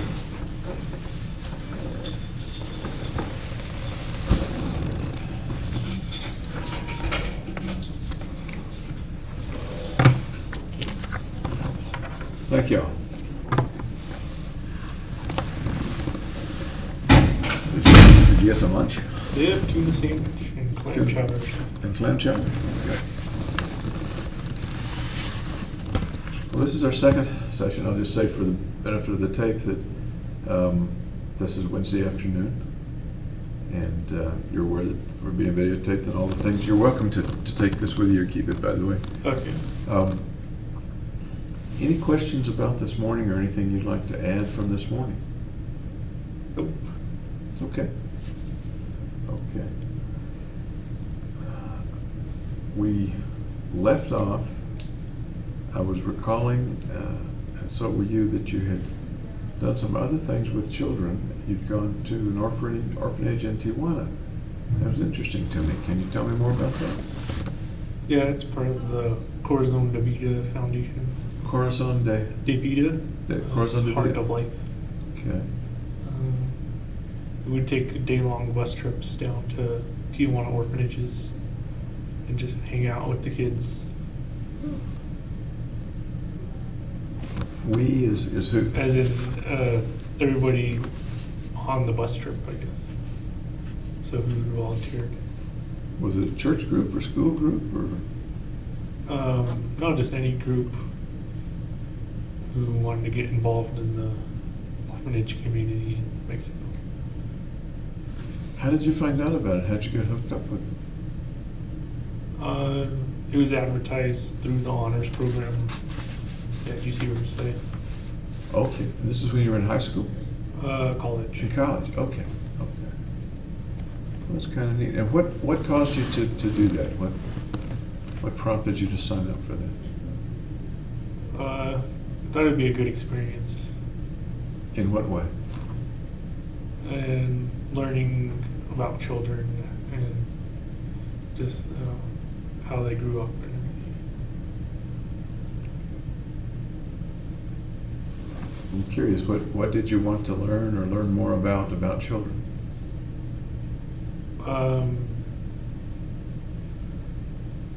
Yeah, I just wanted to learn more about children in general. Tell me about the children at Corazon de Vida. Well, they're all orphans, and they seem like just normal kids, and they like to play, and they have their own school at the orphanage too.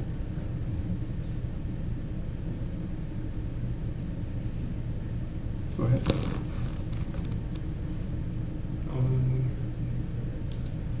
So some of the activities I did was play soccer with them and play cards. How often would you do this? Like once every 3 months. Once every 3 months. Yeah. Okay. Were there other groups that went down at other times, or did the kids get visited once every 3 months? There were other groups that also visited them. And how long would you stay? Just for the day, and then we head back. We'd usually make them lunch too. Tell me more about that. How far did you travel? Well, it's not that far. It's like 2-3 hour drive. There's more to it than that. You gotta show me that picture that in your memory. Well, once we brought a bunch of toys down for them for Christmas, it was like we could donate money to buy toys for them and stuff. Mm-hmm. Yep.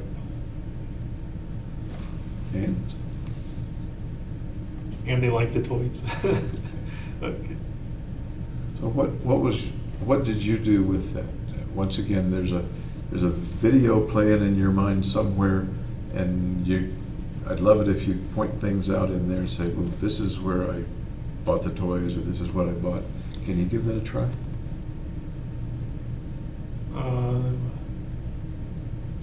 Well, I just donated money. I didn't buy the toys for them. But we could have bought the toys. Did you wrap the toys? Nope. So, you're on the bus, you got toys in your lap or under the bus. Yeah, under the bus. What happens then? Then we do the border crossing, which is like, it takes like 30 minutes. Because they got to check out all the toys and stuff. Then we drive to the orphanage, and there's a couple different orphanages that we would go to.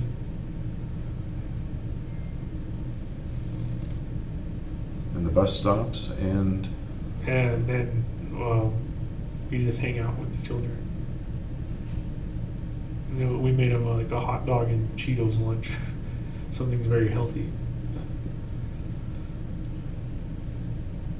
can you picture any particular child that came up to you or that you hung out with? No, not off the top of my head. Was there a particular child or more than one that kind of remembered you and you liked to work with? No, I don't think so. I think it was just in general, like the packs of kids. Pax, how many do you think? It was probably 30 to 50 people at the orphanage. So you've got the presents. What happens then? Well, then we unload the presents, and yeah, and then they get to play with them.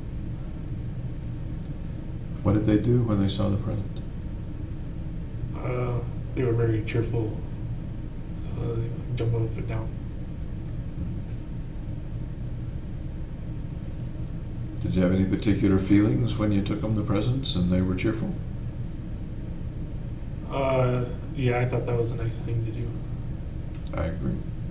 Any other feelings inside you when you see the kids opening the presents and enjoying them? No, not really.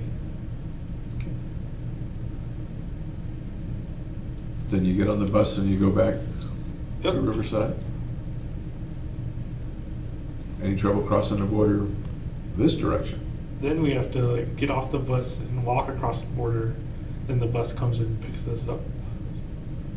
It's kind of a different procedure.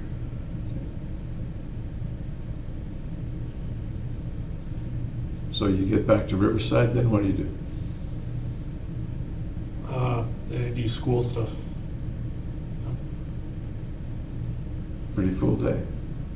Yeah. Okay.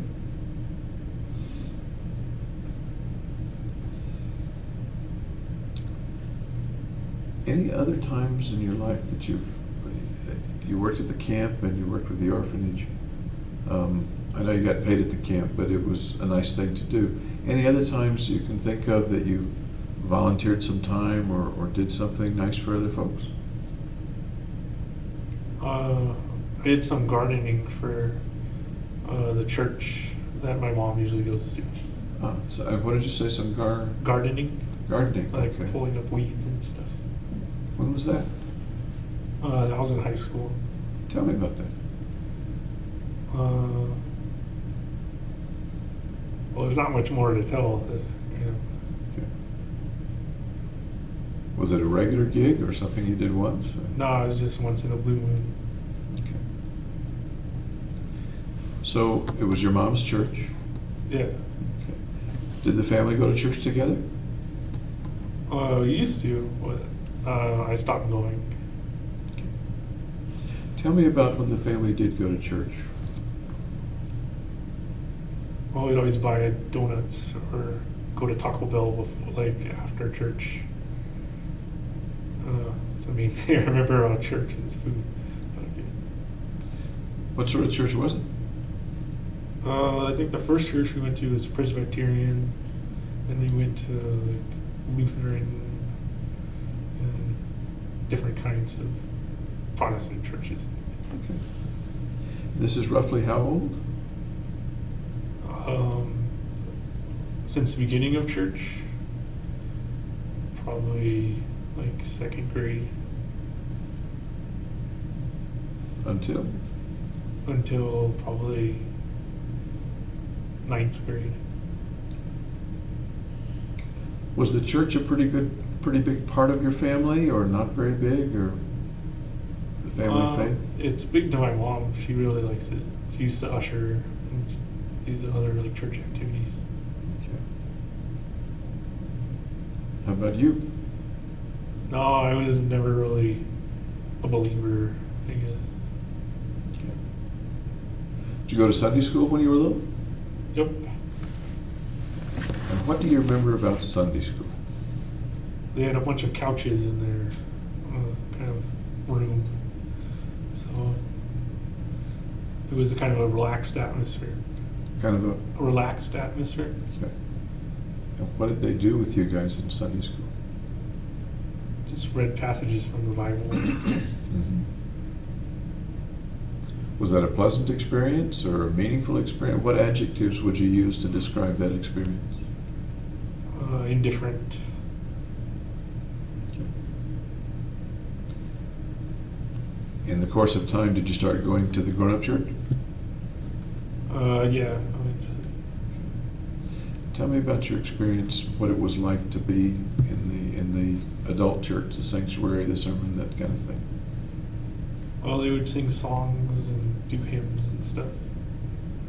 Usually the pastor would read passages from the Bible or something. I'm curious, do you remember any particular passages or sermons or things that the pastor said, or any particular songs? Glory, glory, hallelujah, or something. Okay. That's what Okay.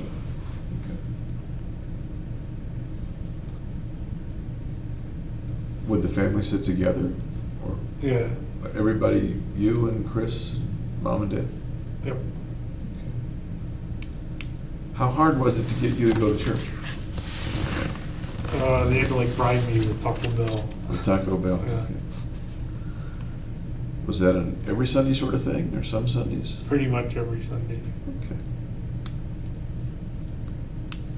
You mentioned several different Protestant denominations. As far as you know, was the family a member of any particular denomination?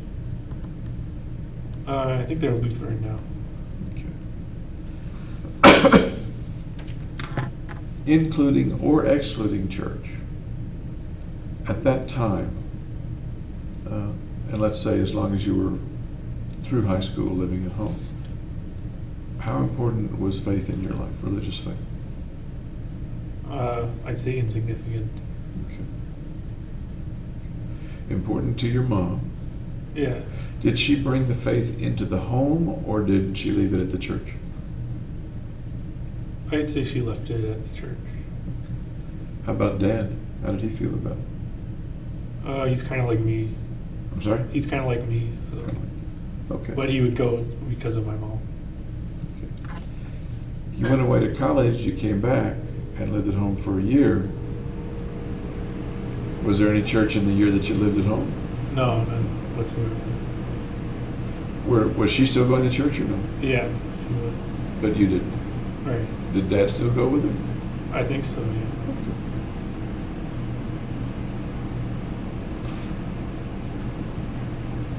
I was going to ask, and I forgot to ask earlier, you mentioned you have the one sister. Yep. Did you ever have any other sibling? One who perhaps passed away, or a foster sibling No. at any time? No. As far as you know, was your mother ever pregnant at any other time or lose a baby? No, she didn't. Okay.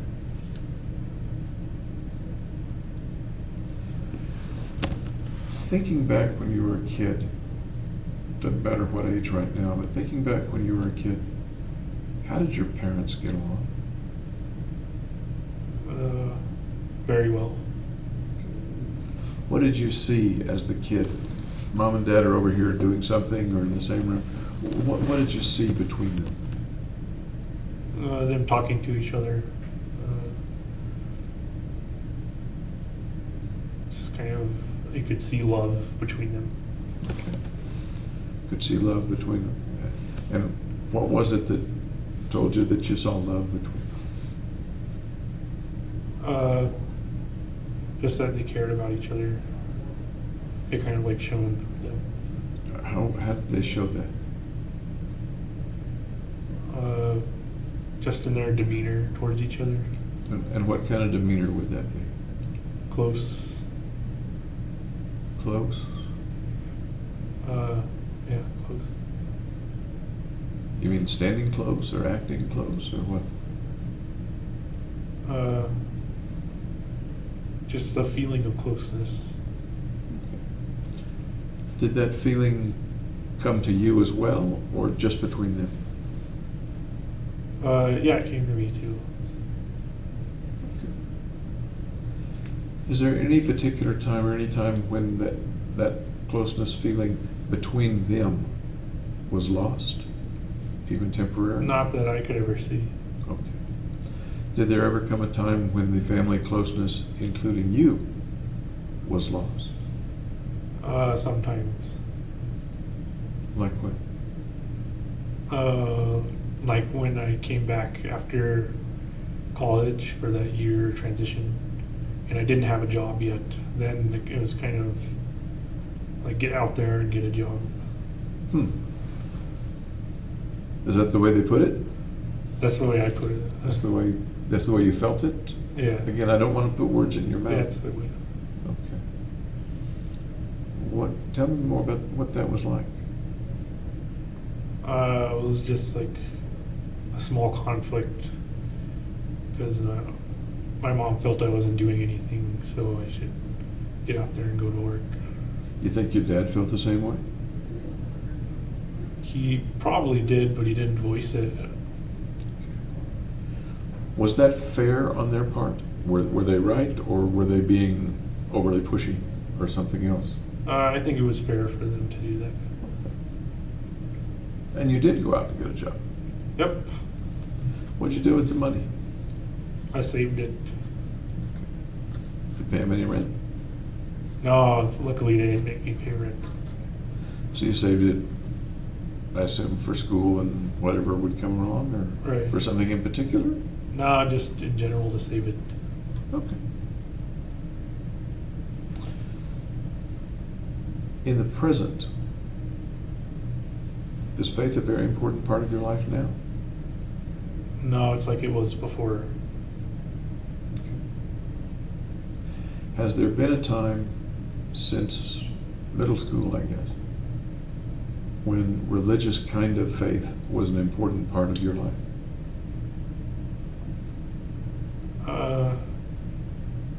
No, I kind of viewed it as something just to be done for the sake of doing it. What to be done for the sake of it? Just going to church. Since high school, have you gone to church? No, not really. You say not really. Have you been to a church service since you left home? Nope. Okay. Of course, there's organized religion and organized faith, and then there's personal spirituality. Do you have a personal faith or personal spirituality? Yeah, I kind of believe God is everything.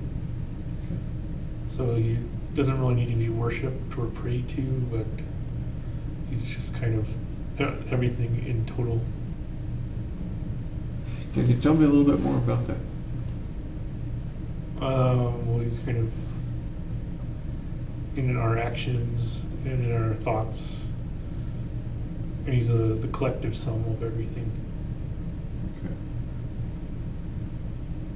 Collective sum of everything. So like anything you can think of, that is a part of God. Okay. That view and that feeling has a certain familiarity to it. I'm not sure where it comes from. I'm not sure either. What does that kind of God or that kind of presence of a supreme being, what does that further mean to you or ask of you? Or I'm not sure what I'm asking, but maybe you can answer it anyway. I'm not sure either. Does does a God of that sort have expectations of man, of you and I and other people, for example? No, I would say not. Okay. So what does, and I understand that we're talking in the abstract here, what does that God do, or besides be present, is there anything else that that God does, or? Well, he kind of does everything and anything. Tell me what you're thinking of right now. It's interesting.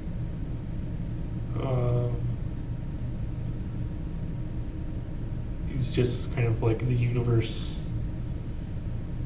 in its like smallest parts to its largest parts, and kind of like any action.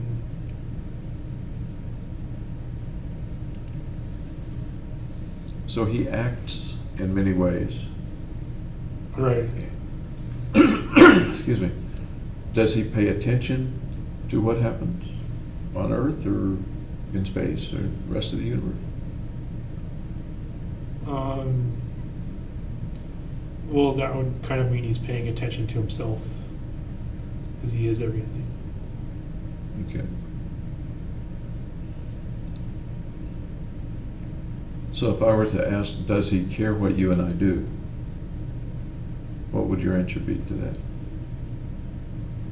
I would say yes and no. You're playing both sides of the street. Well, if you talk about everything, then it's going to be negative and positive. And Can you give me some examples? What might he care about?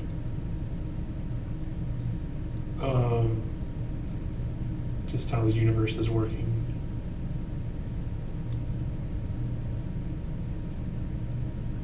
How the universe is working? I'm not sure I understand. It's hard to say like what he would care about, because that's a single thing. It's a single emotion, and he would be caring and not caring at the same way. Do you suppose he would care about the shootings, for example? I suppose so. In what way might he care about the shooting? Just that it's changing something.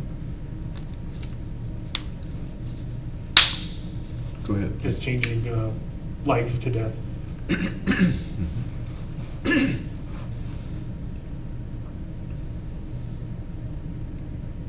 And if we somehow attribute human cares and thoughts and feelings to God, what might he feel about that?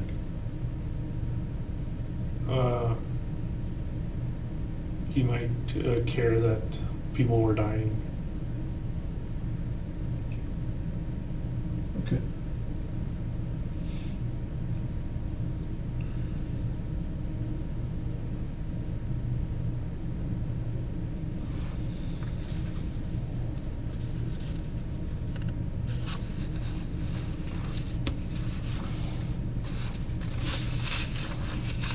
One of the things that folks have described about you when you were growing up,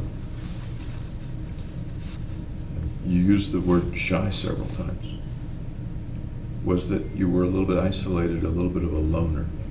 Is that an accurate description of you? Yeah. Can you describe for me where on the scale of lots of loner and not so much loner, where you would be and what that means? I'm not asking that very well, I know. Like an 8 out of 10, I would be on the loner scale. Okay. With 10 being 10 being lonerist. the most. Okay. You described a lot of activities with other people that you did and that you enjoyed, apparently. How does that mesh with the impression now that you're giving that you're a loner? Well, it's just that I prefer to be alone. So it's almost impossible not to do things with other people, just because it's a social society. Okay. Were there ever times when you isolated yourself, took yourself out of the equation or out of the crowd or out of the group? Yeah, lots of time. Can you give me some examples of that? Well, one was when Gargi wanted to go to a bar, and I said I didn't want to go, and she got all angry. So I'm not much of a bar guy. And what did you do? I stayed home. She stayed home with you? Nope, she went. So you stayed. I'm curious. What did you do when you stayed home? Watch TV. Okay. Other examples of purposely moving yourself into a more isolated versus less isolated situation? I can't think of anything else for the top of my head. When you got the apartment in college, not in grad school, did you have an apartment in college also? Yes. That was an apartment by yourself or with a roommate? It was by myself because I prefer that way. Because I prefer that way. would it be fair to just say that that was one of the things you moved from dormitory to on-campus housing, did you On say? campus to then my own apartment. And then to your own apartment. Yep. Tell me about the difference in feeling between being in your own apartment and being in a dormitory with a couple of hundred people. There's a lot more freedom in having your own apartment to do what you want to do.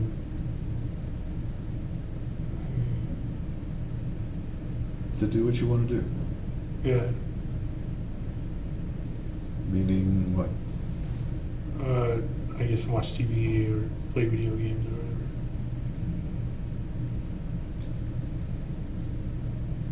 When you, let me take a little side trip here.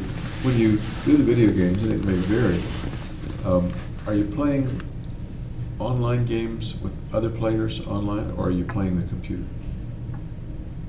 Some video games it's only the computer, and others it's online. Which did you prefer and do the most, if either? The online ones. Okay.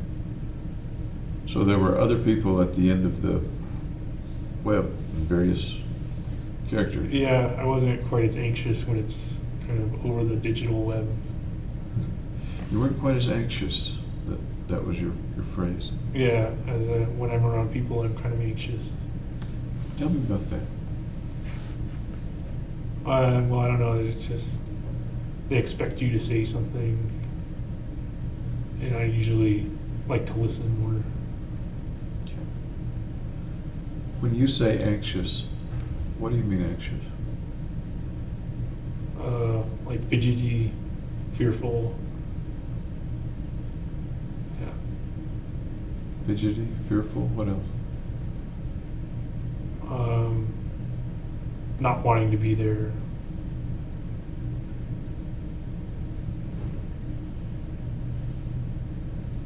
You sometimes need to escape from situations.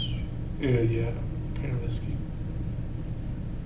You sometimes escape from those situations actually, or do you just need to escape from them? I feel the need to escape. Feel the need. And what happens if you can't escape?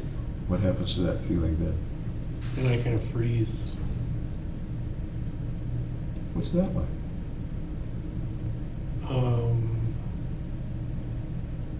I don't know how to explain that. What are you seeing in your mind? Just uncommunicative. Are you seeing a picture of yourself in your mind? Kind of, yeah. Okay. You and I are looking, I'm looking over your shoulder looking at this picture. Point to the picture and describe the picture for me, would you? I'm standing there and not saying anything, and people are talking around me, and I don't know what to say.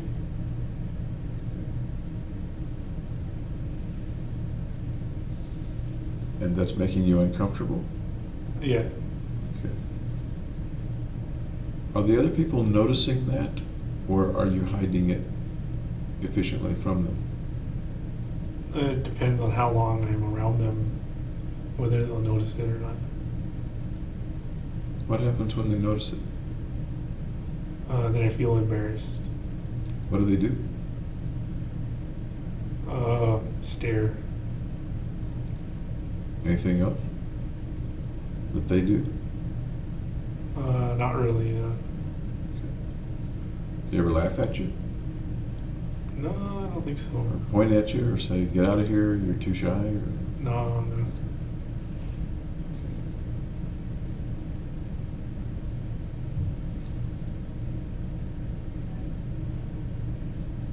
What, an odd question perhaps, what do you think they're thinking when you're kind of frozen like that? Why isn't he talking? Okay. What else are they thinking about you? Maybe there's something weird about him. But they don't say that, is that correct? Or do they sometimes say that? They won't say it to me, at least. You pretty sure that sometimes they were thinking that? Yep. And what makes you sure that they were likely to be thinking that?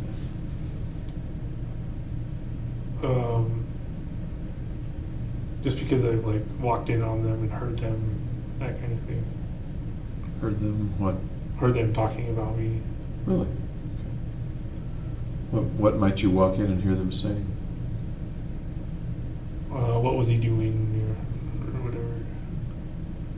Can you think of an instance in which that happened? Are you thinking of a particular instance in which that really happened? Yeah. What instance is that?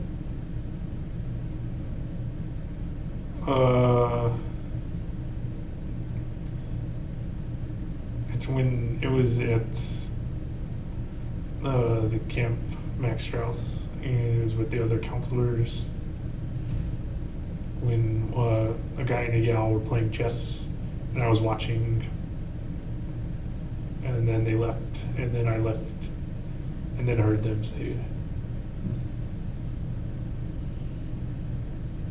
How'd you feel when you heard them say that? I ignored it. How'd you feel? Not so great. What do you mean not so great? How'd you feel? Like there was something wrong with me.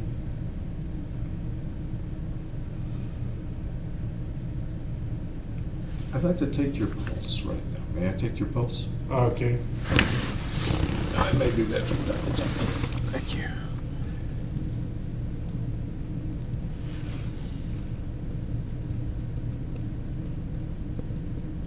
Thank you.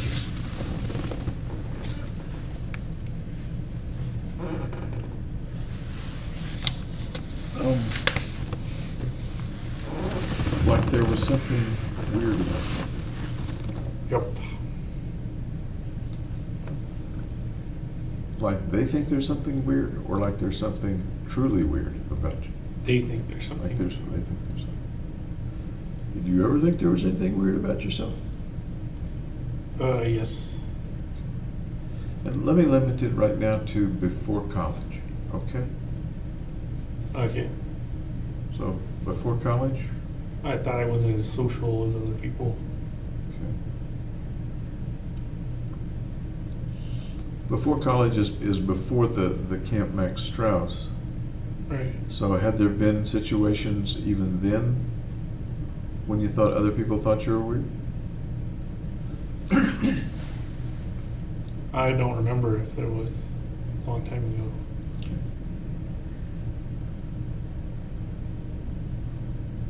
I want to talk a little later about whether and when you felt like you were weird.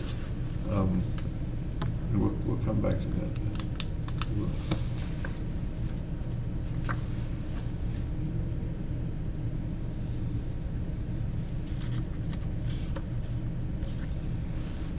Was the situation of feeling shy and perhaps isolated, were those generally related to particular situations, or would it be anytime there were other people around? Or? anytime there were other people around I didn't know or wasn't close friends with. Okay. So, family and close friends, I'm kind of exempt. how comfortable were you with family and close friends? Very comfortable. Very? Yeah. Okay. So, correct me if I'm wrong, but you didn't feel weirdly shy or weirdly weird around family and close friends? Right. Okay. You think family and close friends thought you were weird? No. Okay. So why would somebody, just because they didn't know you, think you were weird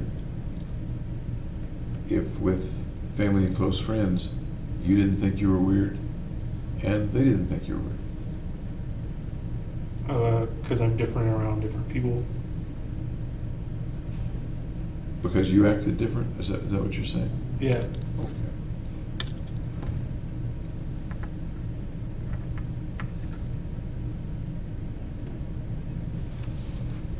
How quickly or what does it take to get you from, okay, I know this person,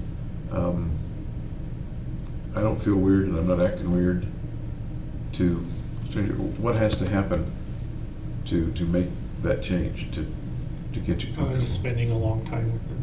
I don't know exactly how long though. Okay. For example,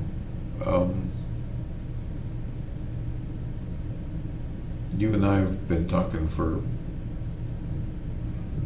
3 or 4 hours over a period of a day. Yeah. Is it approaching that in any way, or is it pretty uncomfortable? It was still uncomfortable. Still uncomfortable. Yeah. Okay. Fair enough. Fair enough. The people who are around you at the jail, they're not interacting very much with you, I understand that. Is it uncomfortable with them, or is it comfortable with them? Well, I'm not with them, so it's kind of neither. You're not with them. So it's neither. In what sense are you not with them? Well, I'm not communicating with them. I'm not. Got it. Okay. Okay. How about your defense attorneys? Where do they stand on that spectrum? I'd say I was close to them. Okay. So things are pretty comfortable. Yeah, pretty much. And your impression would be that they don't particularly see you as weird because you've become comfortable with them and your behavior is pretty normal. Right. And again, I'm doing all the talking I shouldn't be. Is that pretty much the way you see it? Yeah, I've been with them for a while. So. Okay. Some of the staff here told me that you were familiar with them from last time you were here. Right. And they recognized you. How comfortable are you with the staff that you remember from last time? Not very comfortable. Can you put your finger on anything that makes it uncomfortable for you? That's a very broad, vague question, I guess. Just being there and not having something to do kind of makes it uncomfortable. Not having something to do. Yeah, because if you have something to do, it kind of avoids having to do direct talking, confrontation. Okay. So what would be the circumstance with being in a class with people you didn't know well? That would be fine because they're focused on the lectures instead of socializing with all the people.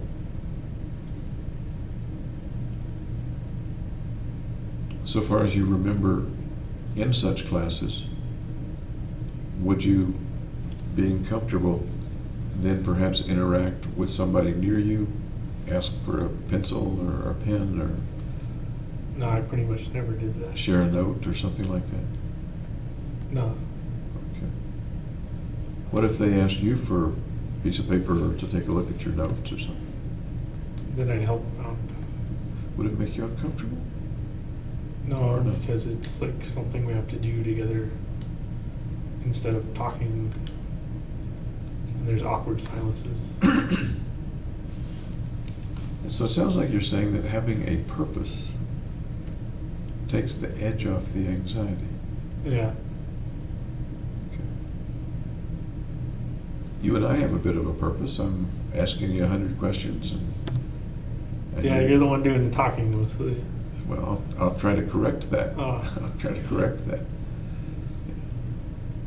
Do you think as we continue to talk for a few days that you'll do more of the talking? It might get better. I don't know. Interesting that you use the word better. I see it as a little different.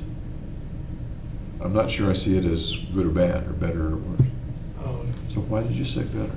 Is it bad to be? yeah, that's kind of my view of it. It's bad to have social anxiety. What's the worst thing you can think of happening in a social situation related to that anxiety or something that makes you uncomfortable? What's the worst that could happen? It could start a fight, I guess. What happens then? Then you have to avoid the fight somehow. What happens then? Then it stops. Eventually it stops. How does it stop? After the confrontation is over, How does the confrontation come to an end? poorly. What does that mean? How does the confrontation come to an end? Then I didn't give the right answer. I don't understand. How, you say you were concerned that there'd be a confrontation or a fight, Yeah. and then you said the next step is that it's over.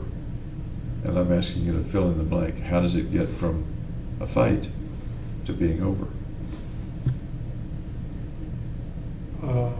It just ends afterwards.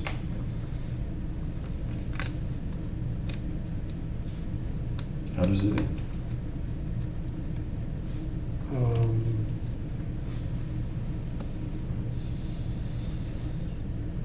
I guess just nobody says anything.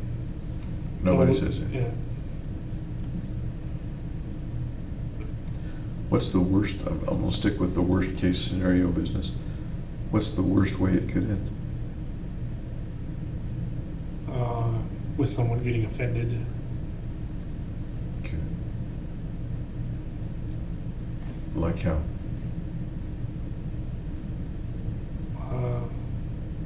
Like if I didn't say the right thing or not.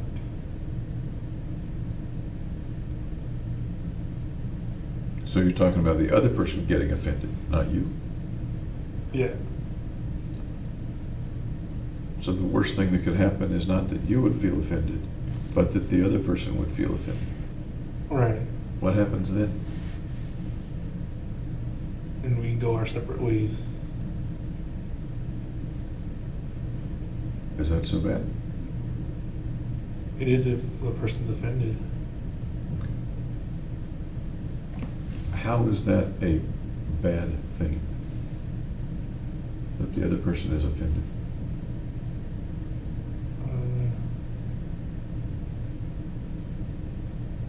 It just is bad, I guess. I don't know if there's an explanation for it. You're sort of saying it's axiomatically bad, and that I don't buy that. What's bad about it?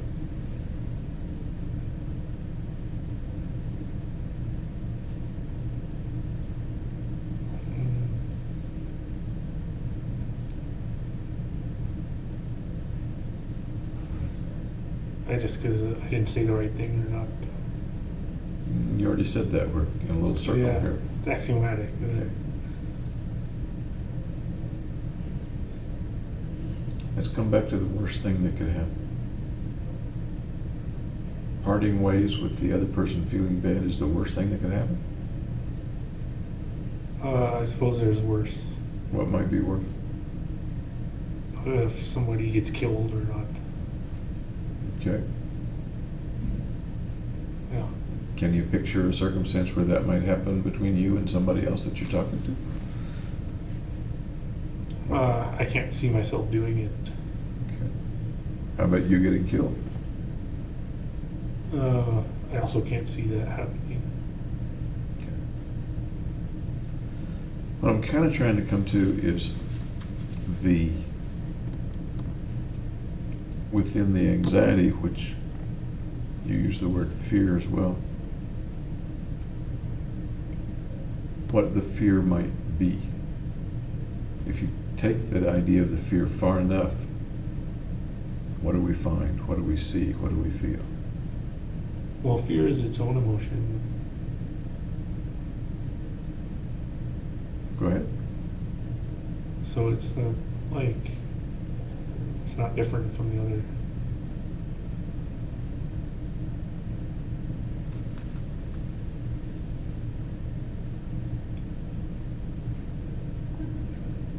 What happens when people get frightened?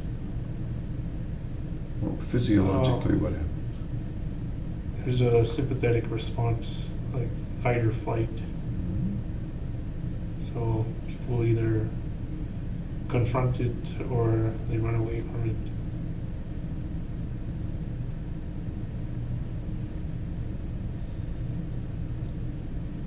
The thing you described you doing was freezing. Yeah, so I guess that's not in those two categories. Big pardon? I guess that's not in those two categories. That's what I was thinking. That's what I was thinking too.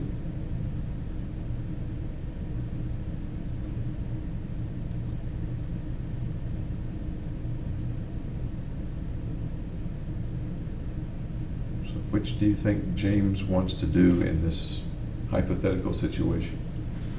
Fight or flee? Usually flee. Do escapist things. I'm sorry? Do escapist things? Okay. And from time to time you've done that. Withdrawn, gone back to your apartment and watched TV instead of going to the bar. Things like that. Yeah. Has it ever come to pass that you've done the fight part? Not like physical fight, but like, I guess verbal defense or something. Ever been in a physical fight? Oh, when I was a kid, like little, like scruffs and stuff. Very often? No, it's just once in a while. Okay. Let me take a side trip, and I'm sorry, I look over that way. Occasionally somebody's waving at somebody, and I think they're waving at me, and they're not. Okay. If they really want us, they'll pound on the window, I guess. Let me take a side trip into the fight business. Roughly how many fights have you been in which you either landed a blow or someone landed a blow on you? It's more wrestling, I would say. So there's no blows landed. Okay, well, the contact is really what I'm... Maybe Roughly. like 2 or 3 only. 2 or 3. Okay. What was the worst one? What happened? I don't remember. It was when I was a kid. So the oldest one, the one in which you were the oldest, would be about how old? Maybe 10. Maybe 10. And you really don't remember the circumstance? No. Okay. Did you ever get beaten up real bad? Nope.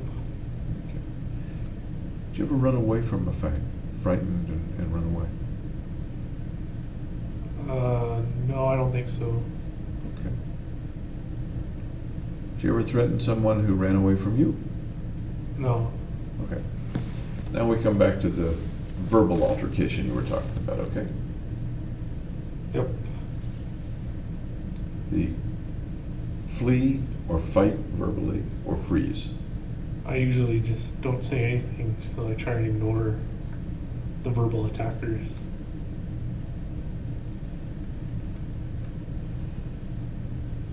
I kind of want to say, how does that work for you? Because it's tough to do that. It's very hard to do that. It works well. Let me see. There's a lot of verbal attackers in jail. That's a good point. So I just ignore them, and then eventually they stop. Let's come up to the jail then. Can you give an example of the verbal attackers in the jail? Yeah, I'll just say stuff. I'm sorry? Yeah. Give me an example.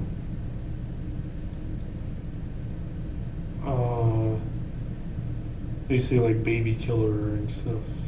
Okay. Who's this coming from? Other inmates. Other inmates. Do you have any contact at all with other inmates? No. Ever? Nope.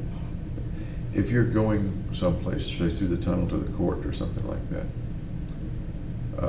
They like lock down the hallways. they lock down the hallway and take you down the hallway. So you don't go over to the wall, or they don't go over to the wall while you pass. They're actually not in the hallway.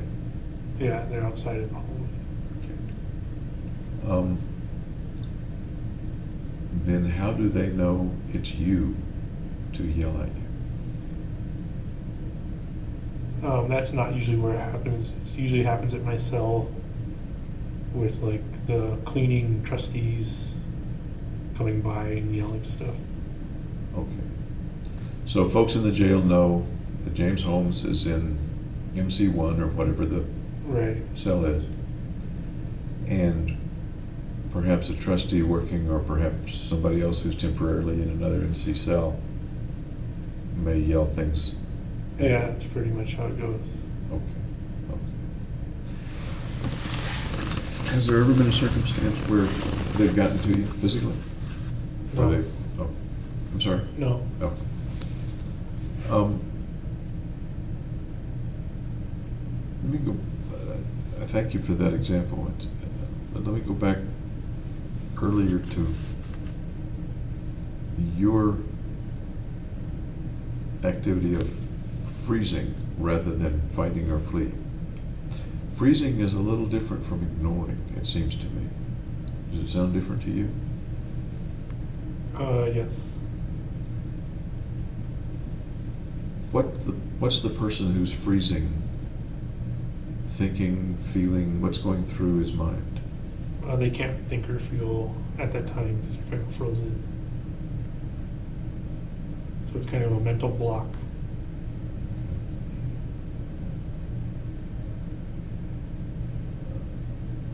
A mental block of the whole mind, or just for that part of the mind that's involved in the Coming up with a response or something.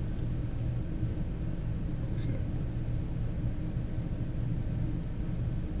Does that describe you pretty well in those circumstances?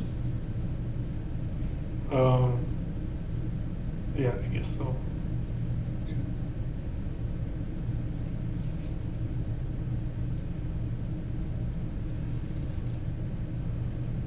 When was the first time that you noticed that you did that or could do it? When was the first time you recall doing it?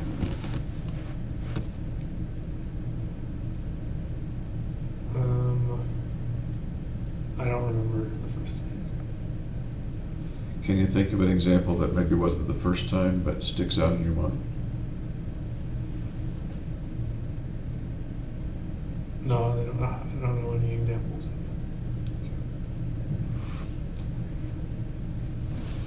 Was there a time or a period in which you realized you were doing it more or more strongly, more obviously to yourself? In graduate school. Okay. What might that have had to do with, what might you have been doing? Like discussing lab papers, lab articles. Okay. In some sort of presentation? In like discussion groups, kind of thing. Tell me what that was like. Well, Tell me a people, picture of like, that circumstance. Yeah. a person would choose a figure, or they'd have a figure assigned to them from a paper, and they'd have to usually explain what it was. And that's tough for me because they kind of put you on the spot. And when you say a figure, Like like a graph or something. Okay. You'd be kind of on the spot. Would you generally know know about the topic, but be on the spot with regard to talking about it? Yeah, I'd usually know what was going on, but then have trouble saying it or bringing it out. Okay. If you were talking just with one other classmate, for example, lab partner, would the same thing happen, or would it? No, it was usually the group. It's in the group. Okay. How well did you know the folks in those groups? See them every week, or every day, or once a month? It would depend on if it was, on what class it was. If it was a neuroscience one, then I knew pretty much most of the people there. And you would still freeze up? Yeah, sometimes. Every time, or just sometimes? Sometimes. How much? How many times out of? I'm kind of asking how often. Maybe 50%. And what happens when you freeze up? Take me through the process of the next 15 minutes. You start to freeze up, and then they wait for an answer, and then I'm kind of lost. then what happens? Then I'll have to like reread it, or they'll just move on. And then what happens? Then the freezing stops. When the freezing happens at its worst, do you say anything at all? Not unless I'm spoken to.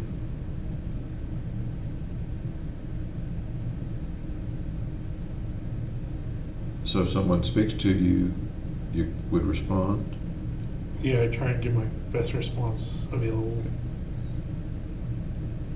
Was that response generally an appropriate response, or no? Yeah, I'd say it was appropriate. Okay. I read a little bit about you giving presentations. Yep.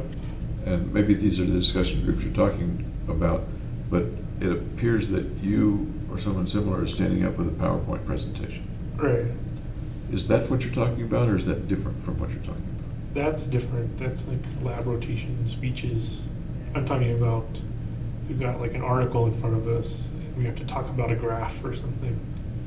And they call on me and say, can you explain this graph?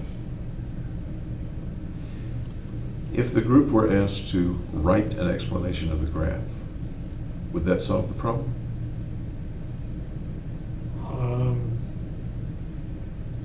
If I wasn't put on the spot, If everybody in the group were asked to, then I would know what to do. I'm sorry? Then I would know what to do. Okay. If you were asked to take the graph home and interpret it, That's easy. that'd be easy. So it's not a question of not knowing the stuff. Right. Gotcha. Tell me about the larger presentations with PowerPoints and things like that. They were in front of the neuroscience department, so a bunch of professors and students. And how did those go for you? They went okay. I got feedback from the graduate training committee. What was the feedback like? It was usually critiques or criticisms. Useful, hard to take, positive, negative? Mostly negative, I would say. Were you able to use that feedback to do it differently the next time, or no? Not really, no. Okay.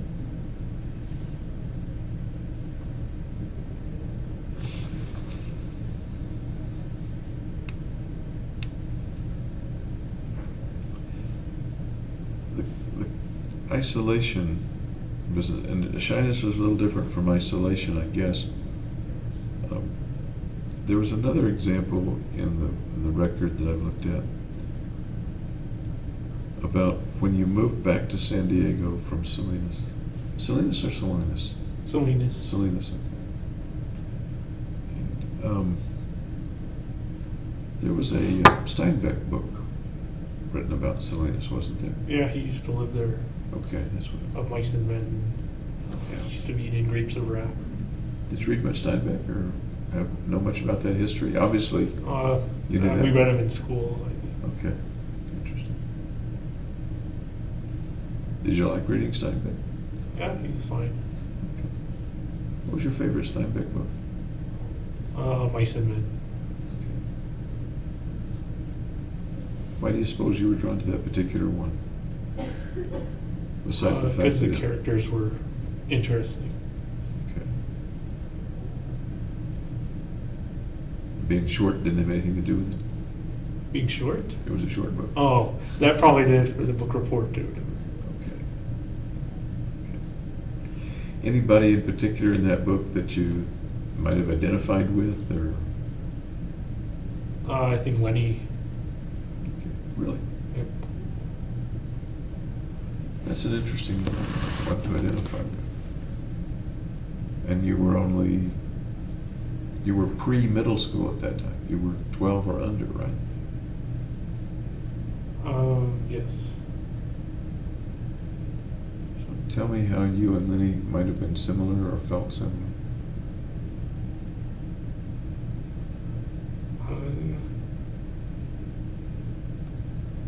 I don't know how to answer that. How I felt compared to, What are you picturing in your mind right now? I don't know, I'm frozen. You're frozen. Do you remember anything that, and I'm kind of putting you on the spot with regard to the book, you read it a long time ago. Do you remember any things that Lenny did? Yeah, he crushed the mouse and pulled on the girl's dress, I think, when she was trying to get away or something. What were some other characteristics of Lenny? I think he was schizophrenic. He saw like rabbits or something.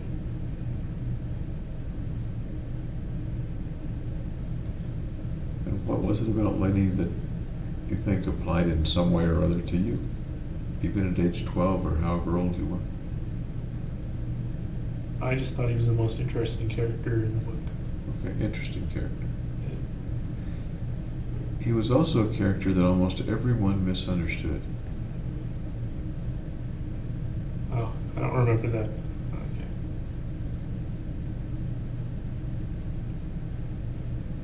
It was. Okay. He had a friend, George. George. Everybody else teased him, but with a friend he was comfortable with.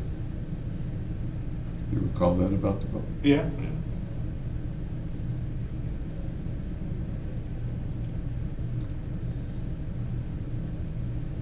What do you think that relationship, what do you remember about that relationship between George and Lenny?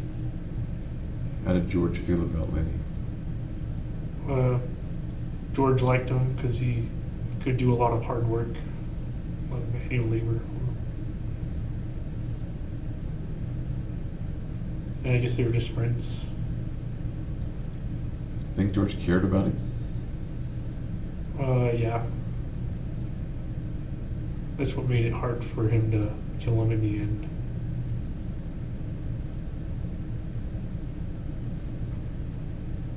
Tell me about that act of George killing Lenny, if you remember it from the book, and it was pretty striking. That's all I remember about it. Do you remember why George killed Lenny? Yeah, Lenny accidentally killed another person. I don't remember who, but they were out to get him.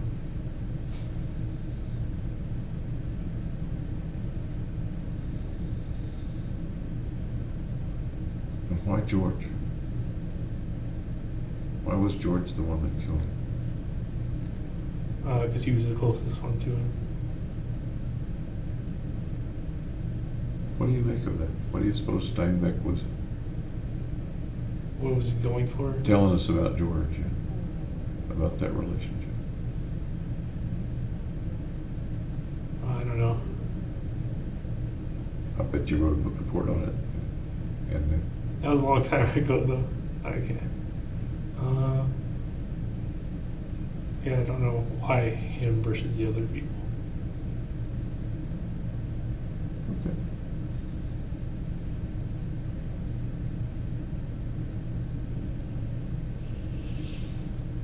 Did you want to move back to San Diego when the family moved back? Or do you remember? I wanted to stay in Salinas. You wanted to stay in Salinas? Yeah. What do you remember about not particularly wanting to live in the city? Just that all my friends were in Salinas, so I wouldn't have to kind of restart. It's tough for kids to restart. Yep. How did you restart when you got back to San Diego? I just met new friends. How did you do that? I don't remember how it happened. Any guesses, speculation about how the young James would have met and made new friends? Maybe just proximity, being around them. But you didn't have to play with them. How'd you end up playing with them? See, I don't know. How might you have ended up playing? Speculation, I guess. Just talking to them.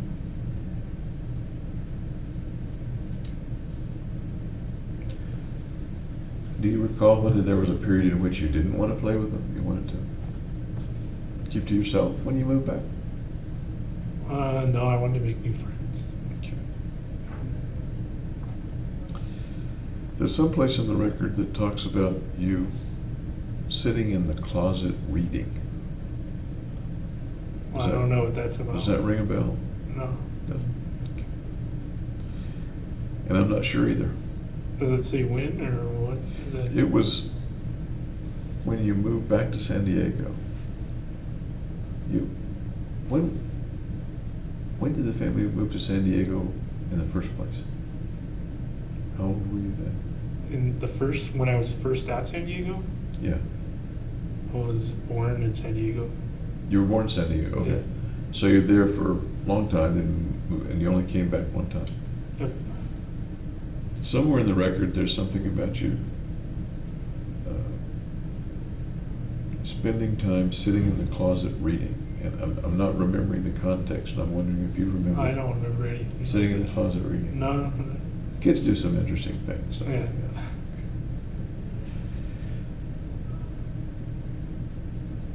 What kinds of things did you like to read back then, when you're 12, 13 years old? Oh, my favorite was Goosebumps. Goosebumps. Yeah. Okay. I have not read. That's a series, isn't Oh, I it? think there's like hundreds of them. Kids series. Yeah. I've not read it. What's the premise of Goosebumps? It's like a scary story. Just a scary story. Are they real heavy-duty scary stories, or are they scary stories for little kids? I think they're for little kids. Okay, so go ahead. You like those? What was in Goosebumps books that you remember? Just a bunch of monsters and stuff. And what happened in the books about the monsters, and perhaps children were in the books too? Right? Children and monsters? I don't remember if there were.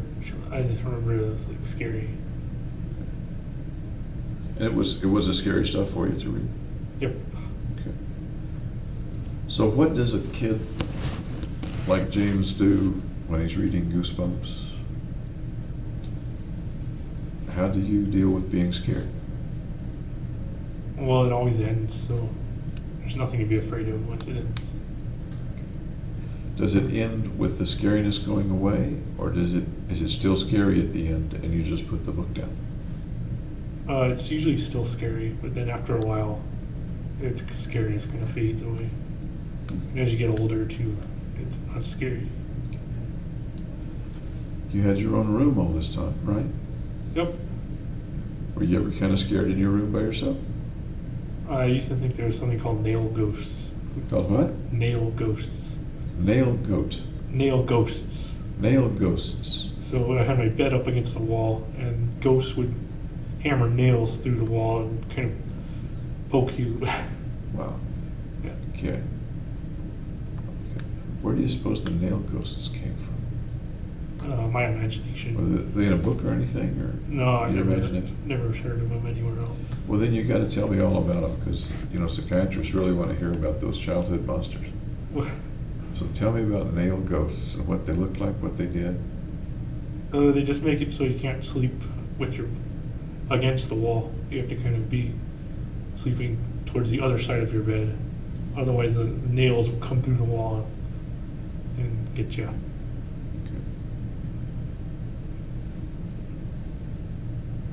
How did you deal with that?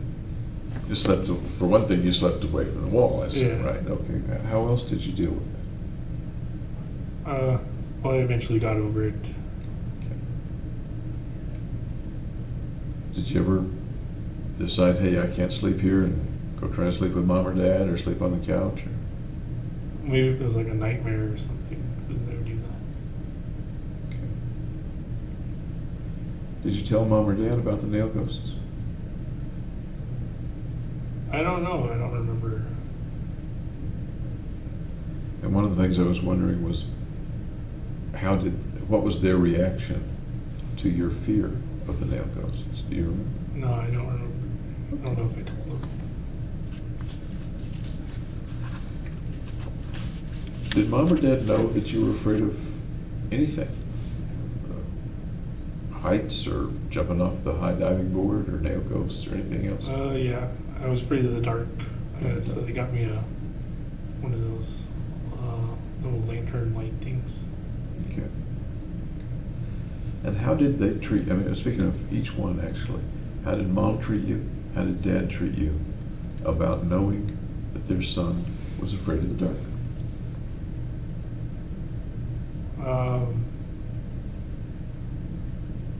Well, they let me sleep in their bed, or they'd say there's no monsters.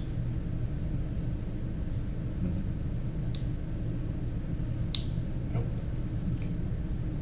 Did that help? Yeah. Sure. Okay. Does the frozen feeling that you've described very articulately, does that frozen feeling bear any resemblance to the feeling of being afraid in the dark or the nail monsters? No, I don't think so.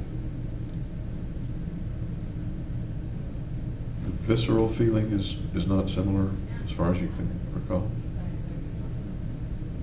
No, I just go further under the covers so I wouldn't like freeze or anything. Okay.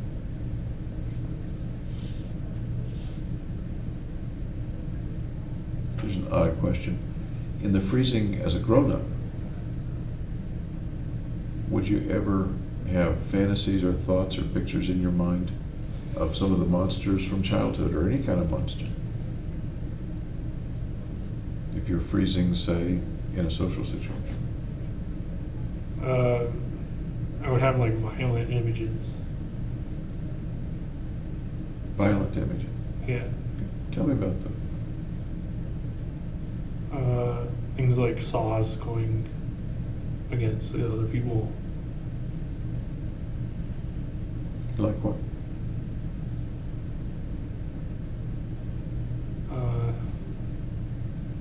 What do you mean? You said violent images and thoughts going against the other people. And I don't know what you mean like by like a saw, like sawing them, or like them getting their heads cut off or something. Okay. Sawing them or getting their heads cut off. Yeah. Tell me more about those images in your mind when you're frozen. They just pop up randomly. Would they pop up randomly, say, when you're older in the grad school, or is it much younger? Since like high school on. Let's take that fantasy to some end, some maybe ridiculous end. A saw pops up. What happens then in the fantasy? It just like chops off a limb. What kind of saw? Who's holding the saw? What happens next? It's just kind of like a floating saw. And then once it happens, then it's like, then there's no more, it's done. It's done. Is the saw dangerous to you or dangerous to the other person? The other person. So the saw's your friend, your ally. Does that make I sense? wouldn't put it like that, no. You wouldn't put it like that. Okay, thank you for correcting that. Because my thoughts don't have to be your thoughts. Okay. The saw just kind of appears and something happens to the other person. Yeah.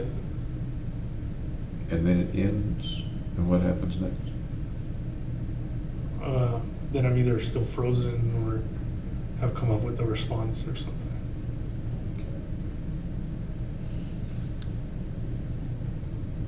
Why do you suppose you quickly corrected me when I said the saw was your ally?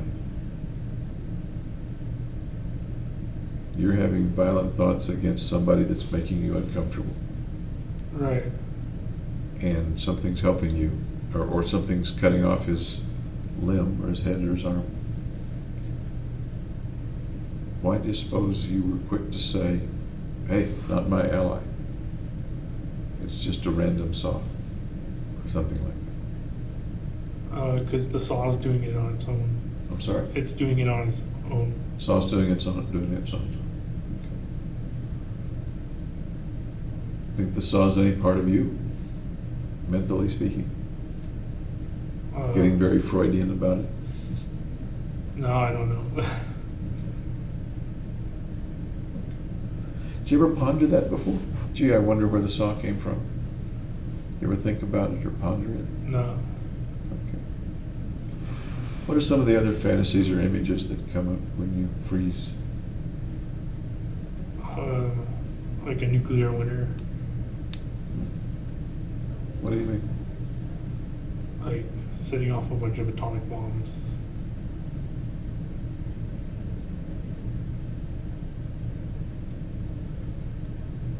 This seems to come up in a matter of seconds when you're kind of at an impasse on the spot, neither fleeing nor wanting to fight.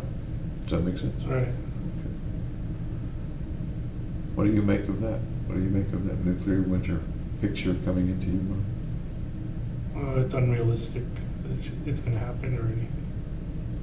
What do you make of it coming into your mind? I don't know why it's popping up. Can you speculate on it? It could be arising because I'm frustrated, I guess.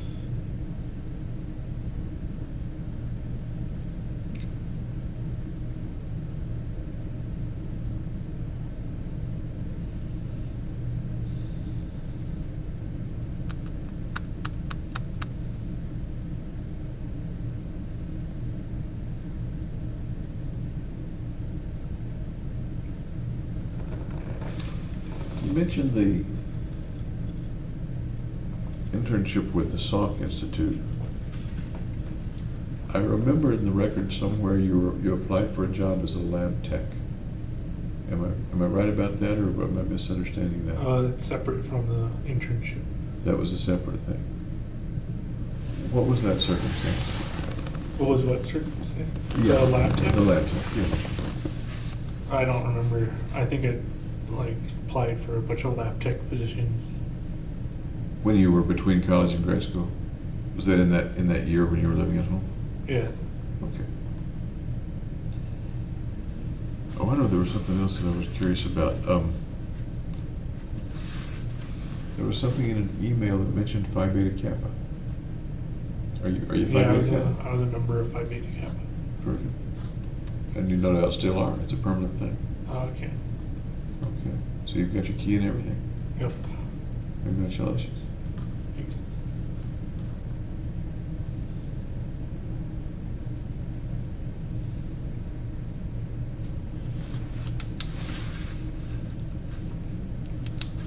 We talked a little about religion. The other thing psychiatrists always ask about is sex. You were fairly old for your first serious girlfriend. That was Gargi. Yeah. Right. You dated, but were more on friendly dates with girls before that, it sounds like. Correct. Okay. Was Gargi your first sexual experience? Yes. Okay. Other than masturbating, I suppose. Right. Okay. How was that for you? Was it successful, unsuccessful with Gargi? I know that's a vague question. It's that way on purpose. I'd like for you to kind of tell me about that. I think it was a successful relationship. Okay. Good for both of you? Yep. Okay. How frequent was it? Maybe like 3 or 4 times a week. Okay. Did the sexual part come fairly quickly after you guys started to date, or was it delayed a ways? I think 2 months. Okay, about 2 months. Y'all were together for not too many months, as I I think recall. like 6 months. About 6 months, okay.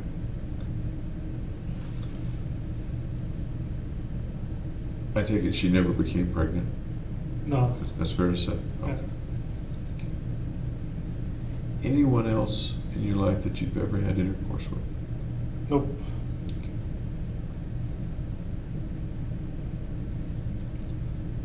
We get a little more personal. Everybody masturbates. Can you tell me something about the fantasies or the things that turn you on to masturbate? Just good looking. Yeah. Big boobs. Yep. Anything else? That's about it. That's about it. That sounds like pretty standard fare. Yep. And go on the web, have a little porn laying around. Just on the web. Okay.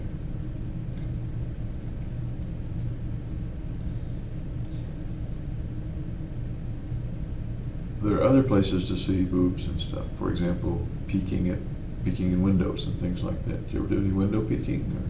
Or? No, never. Okay.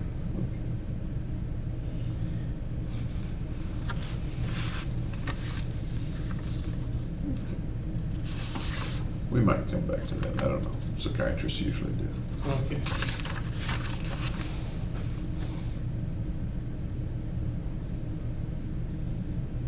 At times, according to the record, different people have viewed you in lots of different ways. First time I've ever talked with you, so I'm asking a lot about how you view yourself.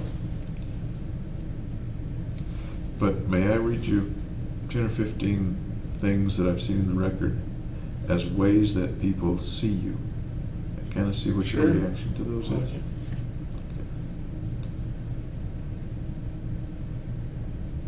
One of the phrases is that, and this is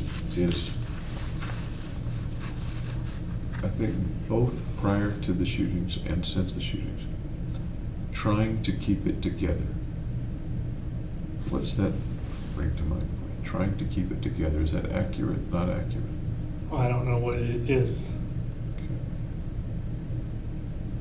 What comes to mind?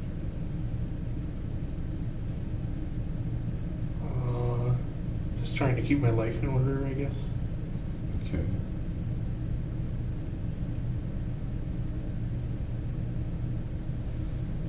Anything after that? No. My impression, and again, it's my thought, not necessarily yours, is trying to keep your mind together. Trying to kind of keep from losing it in some way. Okay. Does that resonate at all with? Yeah, that sounds accurate. Okay. So tell me how it sounds accurate, because this is what other people are saying. I'd much rather hear what your view is of it. Well, I became more disorganized, and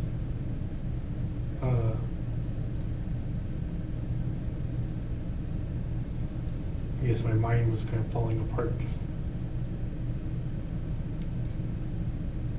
Tell me more. I don't know what else there is to say. Sounds like there's a lot more to say. You're becoming more disorganized, and you felt like your mind was falling apart. Those were your words just now. Right.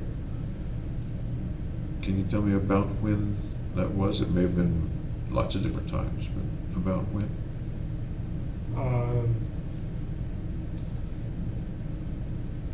Like after Christmas, when I came back to graduate school. So that would be early 2012? Yeah. Okay.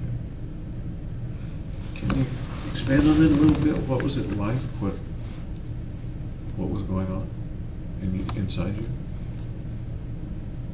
Well, I was sick. I think I was sick from mono. And I was fatigued all the time.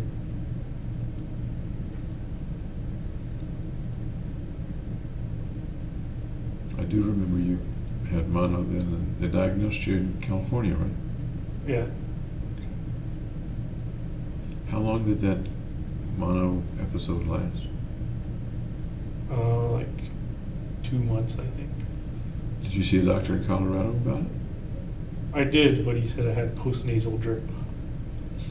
Once it was diagnosed at Kaiser, I guess, in California, and you came back, did you see doctors who now knew that you had mono? No, I epilepsy? didn't. You didn't? No, I didn't go to a doctor once I came back. Interesting, okay. So what was the course of that mono? What happened then? I was just tired most of the time. Did you stay home from class? No, I still tried to keep busy working and stuff. How successful were you at studying? Not very successful. In my lab, I kind of like messed up and used the wrong procedure. Several weeks or 2 months of not being at full strength in class sounds pretty serious for succeeding at grad school. That sounds like a pretty serious blow. Well, I passed all my courses and everything. Let me come back to keeping it together, keeping your mind from falling apart, if I'm remembering the words right. What else about that?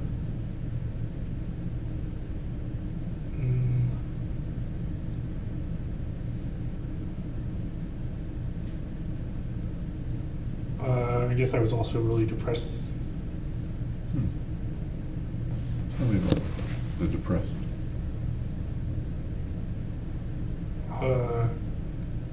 Because I broke up with my girlfriend.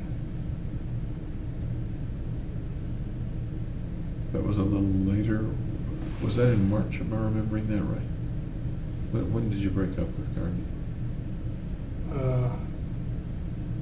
I don't remember the exact month. It was early 2012. Okay.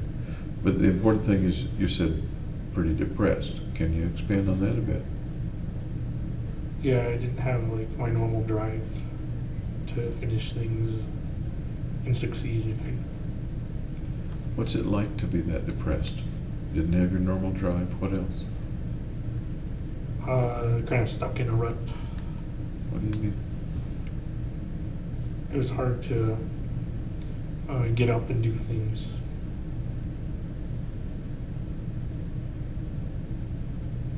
Anything else? Nope. Think it was more mono or more depression or both? Neither? I think the depression was separate from the mono. Okay. Do you remember, and I know that you've gone online to look for symptoms of mental disorders. Yeah. What symptoms did you find of depression at that time? Or at that time, were you not going online looking? I don't remember if I looked at it at that time. How were you sleeping, for example? A lot of sleeping. A lot of sleep. I would like go back and sleep in the middle of the day for like lunch break. How about appetite? Were you eating okay? Yeah, I'd say the same. Losing weight? No, I'd say the same.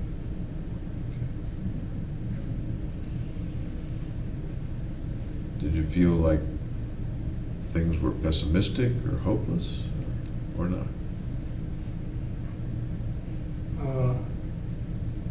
I generally have a pessimistic view. That's your general view, or that was while you were depressed? That's all the time. All the time.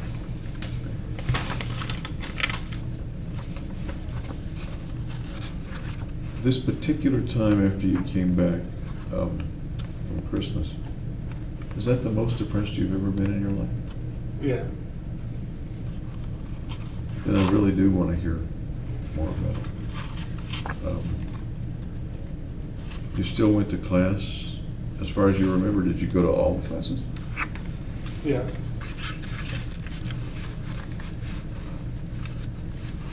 When you weren't in class, and you mentioned you slept a lot, at that time were you still seeing Gargi, or do you think you'd broken up by that time? The depression was after, I think. Okay.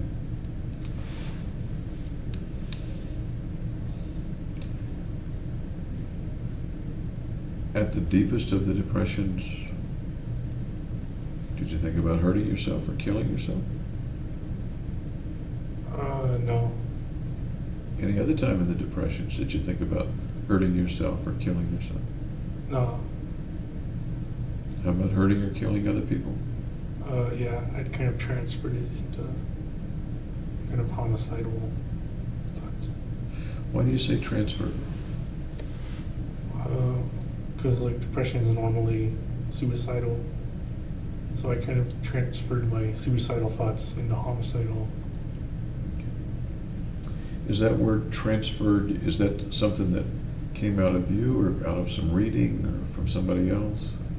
That's just my own view. Your own view, okay. Tell me about what you were thinking about hurting other people or killing other people. Oh, it's the same things as when I would freeze, kind of homicidal thoughts. Okay. Correct me if I'm wrong, but when you would freeze, there were particular people around who were the object of the saw or the Right. thoughts, is that right? When It you was just more abstract with the other. Okay. How was your concentration when you were so depressed? I don't know if my concentration changed or not. Really? You were able to pass? Were you passing as well as you did before and after? Yeah, I was taking less classes. Fewer classes? How was your energy in other things? It was lacking. Can you give me an example? I just would like lie on the couch and not do anything. Do you play video games just as much or less? More, I think. More? Okay. Any change in the video games that you played when you were so depressed? No, not really.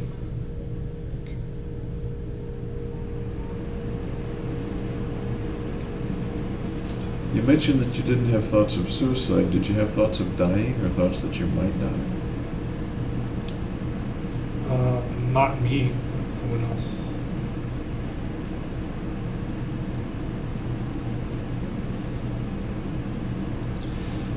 you suppose you were feeling guilty about anything?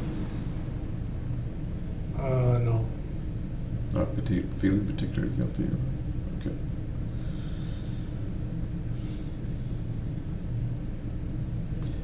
Within the depression, as far as you can remember, do you think you stayed in contact with reality pretty well? Or do you think that there were times when you weren't in contact with reality? Well, I think of the nuclear winter, and that wasn't realistic. That was part of the freezing part. Was that also part of the depression part? Yeah. Okay. And the nuclear winter, I guess I can think of lots of ways that that might come to someone's mind. As a thought, as a very, very frequent and intrusive thought, and maybe in other ways all the way up to truly believing we are currently in a nuclear winter. I didn't believe we were in it. It was just an intrusive thought. An intrusive that thought. kept coming. Say that again. That would kept coming. Okay, a thought that kept kind of intruding about. And what was the picture or the thought of nuclear winter? Can you paint that picture for me? Just a big atomic bomb cloud.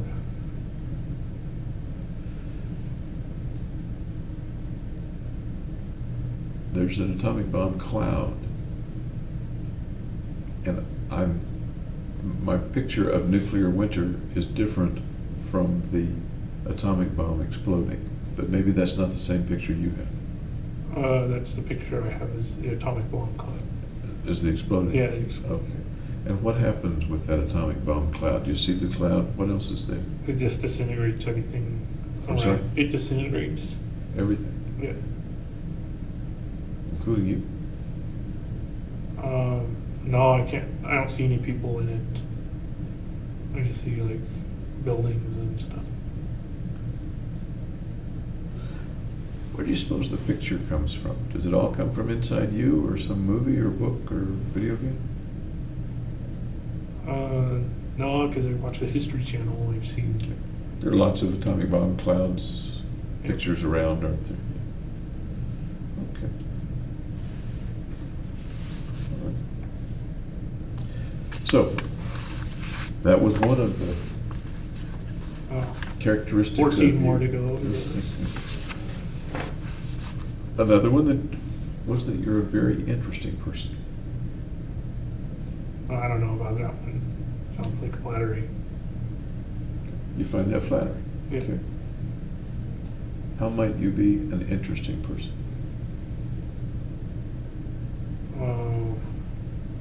I might be mysterious because I don't share that much of what I do. By being mysterious. Yeah. The mysterious, interesting guy. Okay. Okay. Any other reasons that people might find you interesting?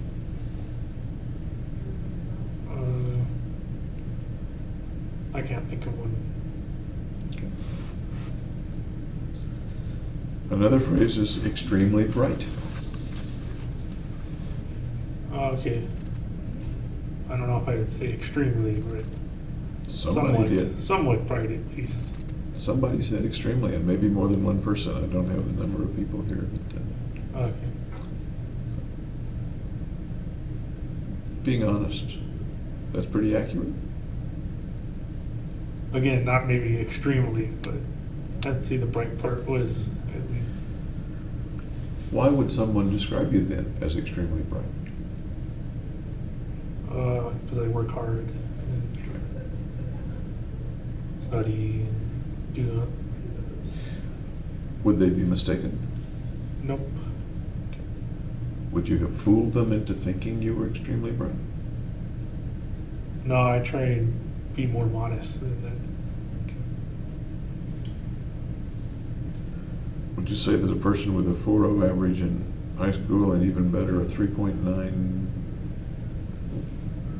whatever you said to the third decimal, Okay. in college, in a pretty tough college course,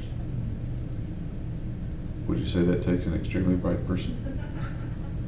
Just 1 second, I'm going to ask these people to be quiet. Okay? Will y'all keep it down?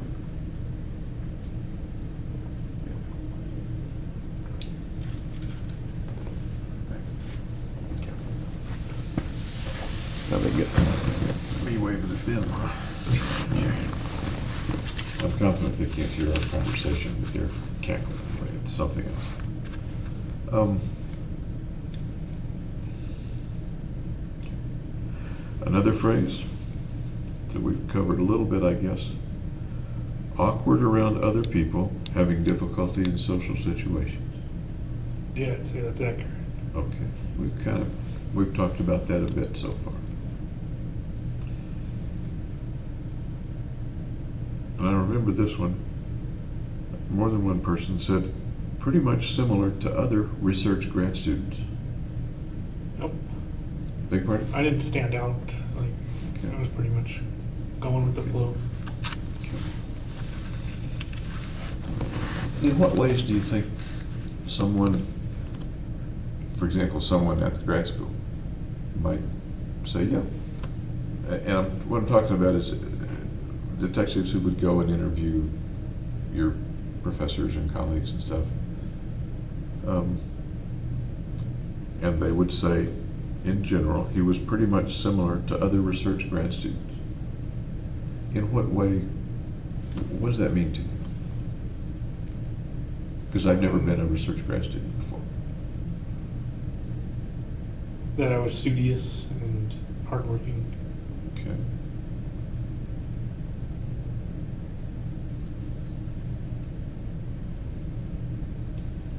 Very angry. No, I'd say that's inaccurate. You'd say that's inaccurate. Yeah. Why might they make that mistake? What might give them that impression?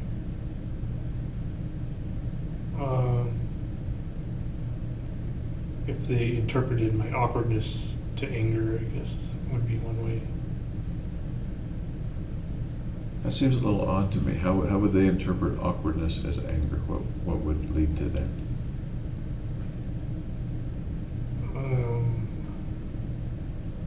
I don't know. That's why I said it was inaccurate. That they said I was angry. Were there people over the last few months or so leading up to July 20th of 2012, people that you told you were angry? Oh no, I never told anybody I was angry. Okay.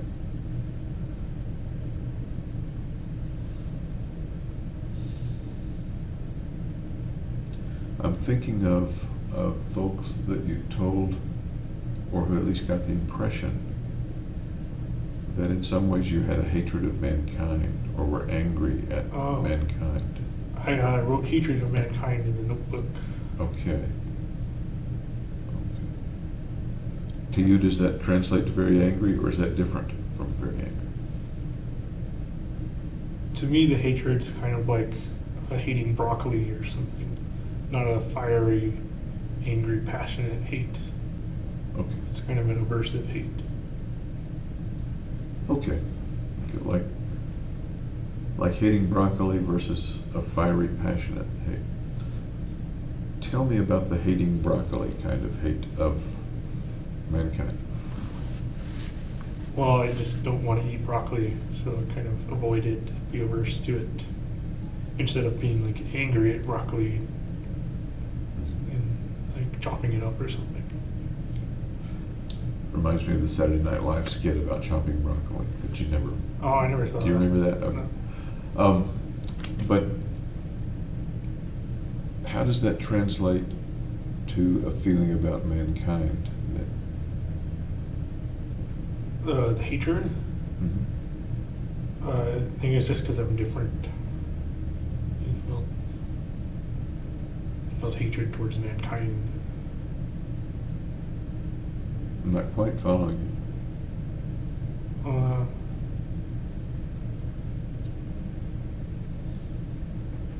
I guess I figured I was kind of separate from mankind. So it felt different. Can you get us from I feel separate from mankind to I hate mankind?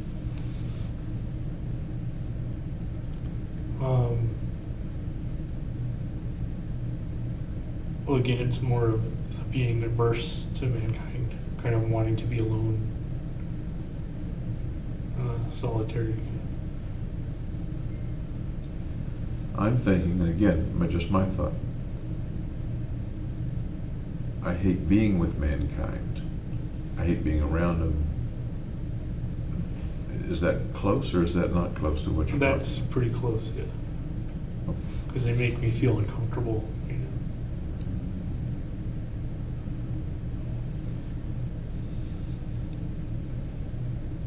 When I think of somebody making me or us feel uncomfortable, one of the things might well be, I hate being around them, I don't like being someplace where I'm uncomfortable. Right. The other thing might be being angry at them for making me feel uncomfortable. No, I was never angry. Okay, not that. And I guess that would have to do with, am I uncomfortable because of some characteristic of them that makes me uncomfortable, or am I uncomfortable because they're doing something to get to me, to make me uncomfortable? Does that make sense at all? Yes. I'm not sure which one it would be. Okay. And again, I'm not trying to put words in your mouth. Next phrase, very self-centered. I'd say that's accurate. Tell me more about that. What do you think of that? I kind of view the world through my own eyes as opposed to other people's.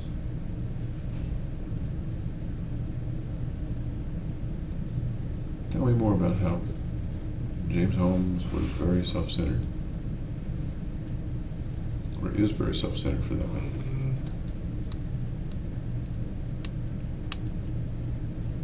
Well, all that work I put into studying and learning, that was all self-centered. In what way? Tell me more. Why is it self-centered to put work into studying? Because you're kind of gaining knowledge for yourself, improving yourself. Okay. What did you plan to do with the knowledge? Get a good paying job.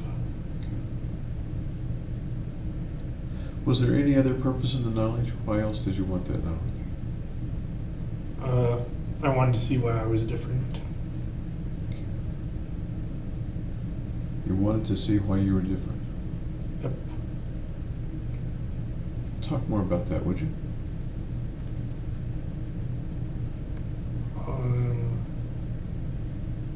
Well, I was interested in the differences between like normal people and people who are different. You had a little pause before you said people are different. Wanted to see differences between normal people and people who are Outside the norm, I guess. Can you be more specific as you apply it to yourself in college, high school?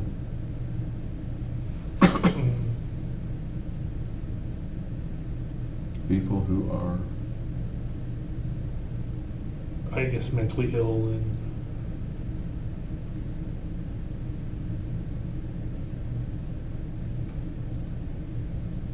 did you view yourself as mentally ill or think you might be mentally ill? sometimes. In what way? In the social awkwardness, in the intrusive thoughts. Social awkwardness we've talked quite a bit about so far. How about the intrusive thoughts? Which intrusive thoughts? The violent ones. Okay. Any intrusive thoughts that you haven't mentioned? Or the saw, the nuclear winter? What else? Ultimately, the guns. What were the intrusive thoughts about the guns? That I should shoot as many people as possible. How do you feel as you tell me that? Your voice dropped just a little bit. Not good. Make you nervous to talk about it, or what's the Yeah. what's the feeling? Makes me nervous. Okay. Okay. I appreciate you talking about it. Okay. And I know it's inside. I know the thoughts have been there. So they're not a secret between you and I, but I'd like very much to understand them more. And you're the key to helping understand them more. Okay. Appreciate that.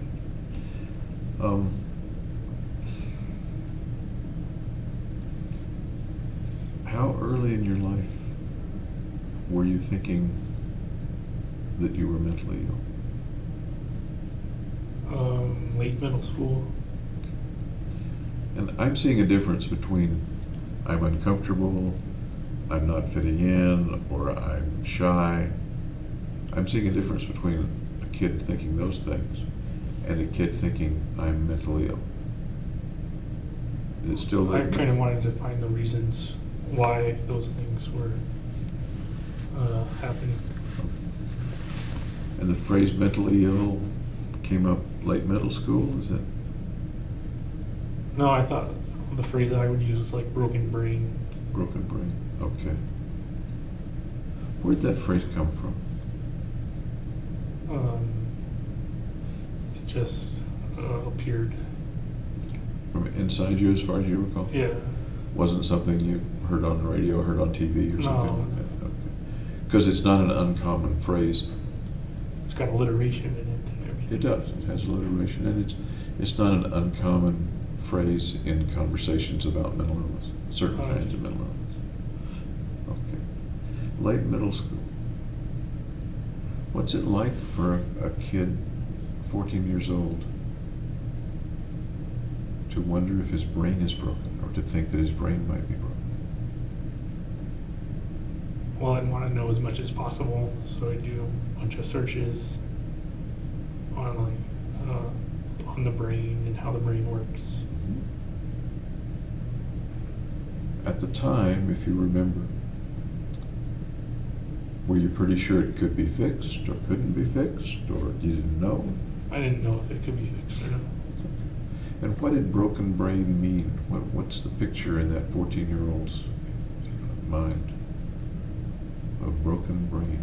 That normal people's brains work their way and my brain works my way. Do you remember any actual picture in your mind of a brain that was broken or something like that? No, there wasn't like a image of it or anything. So what did you do back when you were that young? What did you do about that? I like sought career options which would kind of be related to that. So it's like one of the reasons I went into neuroscience. One of the reasons. Yeah. What were some of the other reasons? Well, there's nothing more important than the brain in like daily life, I guess. Okay.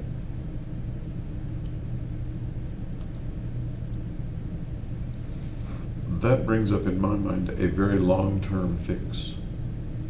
I'm 14, I'll make it my career and try to discover something that will help me. Yeah. That's years and years and years and years for a 14-year-old. Yeah, I think I had. Was there any way to help you or to make you feel better when you were 14? No, I would do escapist stuff like video games. That helped? Yeah. How much did it help? Did it make it all go away? Or, It made it go away for the time being. okay. Were there other things that made it go away pretty well? Besides video games? Schoolwork, sports. Okay. Sports, schoolwork. Anything else? TV. Basically, any entertainment. lots of kids, boys and girls, that age, think there's something wrong with them. It's an endemic condition of young teenagers that there's something terribly wrong Right. with me.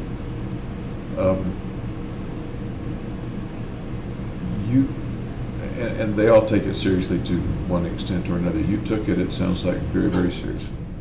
Yeah. Do you recall knowing whether other kids had things that made them anxious or nervous or depressed or made them feel awkward too? No, Or I did you- didn't know their views. Do you think you were the only kid that was feeling those things? No, I'm sure there were others. At the time? Yeah, I'm sure there were others then too. Okay. Did you ever talk with friends about it? No, I kept it private. Then how did you know that other kids felt the same thing? Or felt something similar, something akin? Because statistically, there's going to be aberrations. At age 14 you're thinking this, or you're thinking back now? At 14, Okay. So I guess extremely bright does apply, maybe. if you were thinking that at age 14. Okay. Next phrase. A good bet for admitting to neuroscience grad school. What does that mean? And I'll tell you exactly what it means. As I looked at the applications and the comments from the various admissions committees, a number of the people that you interviewed with and who had reviewed your record said you were a good bet for admitting to their grad school. Okay. Okay. Agree, disagree, comment? No comment. No, you gotta give me something. You offered the comment, but no. Okay. We're talking about, Is that before or after they interviewed me, though? this is after, the ones I'm thinking of are after interviews. I don't know whether they're among the schools that you applied to when you were at Riverside or the schools that you applied to in the following year. I don't know the answer to that. Just because They're probably in the following year. Okay. So, a number of the people that you interviewed with and who reviewed your record said, he's a good bet for us. What made you a good bet for them? Just my academic record, my GRE scores. Okay. So was that an accurate statement that they were making, an accurate assessment Yeah, I'd say so. of you at the time? Okay. Next one. A bad bet for admitting to graduate school. That's probably because of my social awkwardness and stuff. What makes you say that? What goes into that statement? Well, that I didn't present myself well during the interviews. Okay. So you're implying it didn't have to do with your academic record? Right, that was pretty good. I had a good academic record. What in the interviews, and I don't mean to be redundant here, but how did those interviews go that might have made someone say, nope, he's not for us? Just if I never said anything. And I was kind of too brief with my answers. Do you remember freezing in those situations? Do you think you froze? Yeah, I think so. Any particular kind of person or topic or question that might have been more likely to make you freeze than others? Just when it was open-ended, when it wasn't a specific topic. Okay. Issues from, then I just kind of like didn't know what to say. Okay. Next one. Disdainful of others.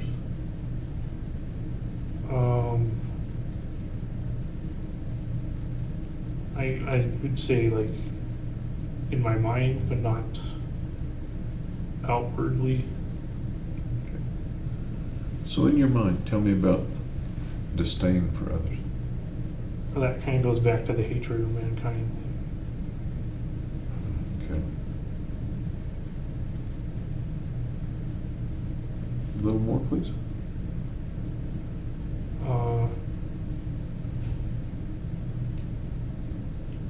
I just didn't see a purpose for people living, I guess. I'm sorry. I didn't see a purpose for people living. Okay. Can you expand on that a bit? Not really, you know. How about for you living? My purpose was to fix myself, I guess.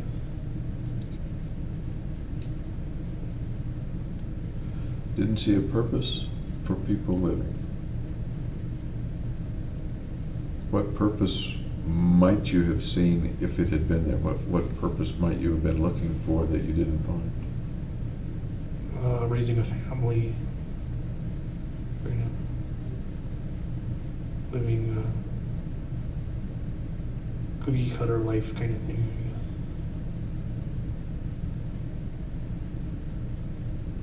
And those were things of disdain or not things of disdain? Those were purposes of other people's lives. That would make them worth living or not worth living? I'm not sure what That you're would saying. make them have a worth of living. Okay, having a family, raising a family. Okay.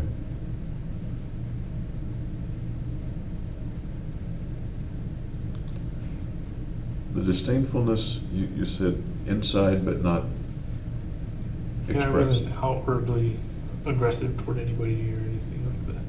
Aggressive is a little different from disdainful. Why did you say aggressive, not outwardly aggressive? Because I'm more passive than aggressive. Okay.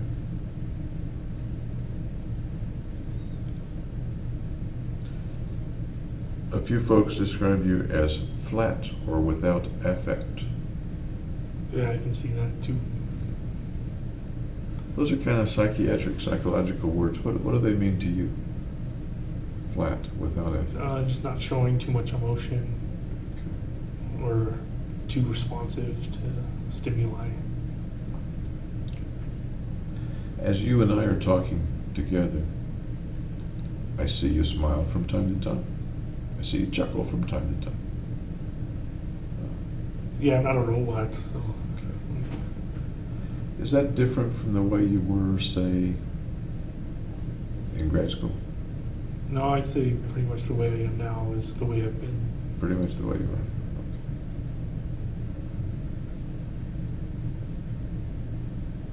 Okay. Avoiding tough personal questions or personal answers. I don't know what that means. By personal. Okay. I'm asking you a lot of personal questions, some very personal questions. Do you see yourself kind of avoiding those? Or avoiding the answers to them? No, I try and respond to them, Okay. figure them out. Why'd you say believe it or not? What? Did you say believe it or No, not? I Or did I don't. misunderstand you? I might have misunderstood you. Uh,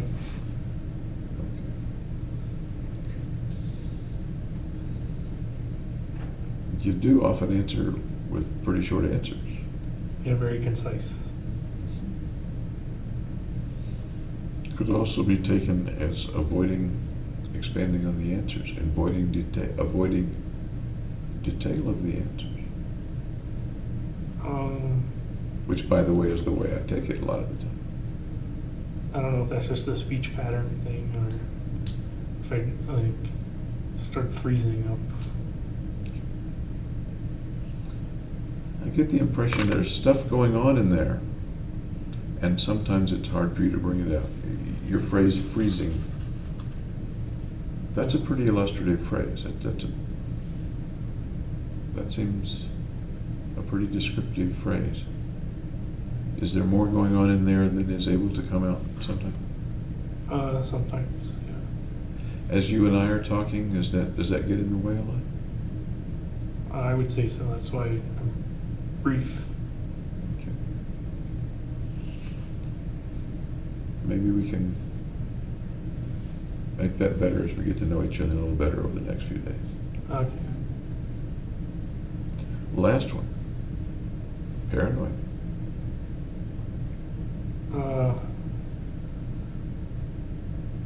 I'd say a little bit, not too much. What's a little bit paranoid? Like choosing the seat that's in the corner of the room that can see the whole room kind of thing. Okay. And I'm talking now actually about time when you were in grad school, up to the shooting, in high school maybe, not since the arrest. Oh, okay. I haven't been that paranoid before. I'm not sure you haven't been what? I haven't been that paranoid before the shooting. Not that. Okay. So the paranoid that you're talking about just now applies to since your arrest? Yeah. Okay. Does it apply to the shooting itself? Being paranoid? Or maybe a little. How about before the shooting? Does it apply at all? Not like severe or paranoia or anything. I'm sorry? Not severe. And there may be a degree that we might disagree on.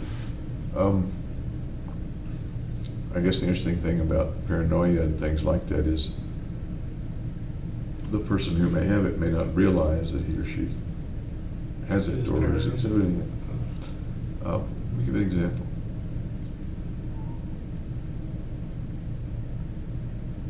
At the shooting range in Byers Canyon, Yeah.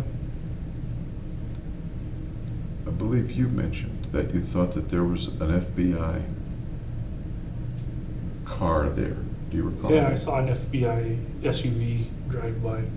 Drive by. How did you know it was an FBI SUV? It said FBI on the side.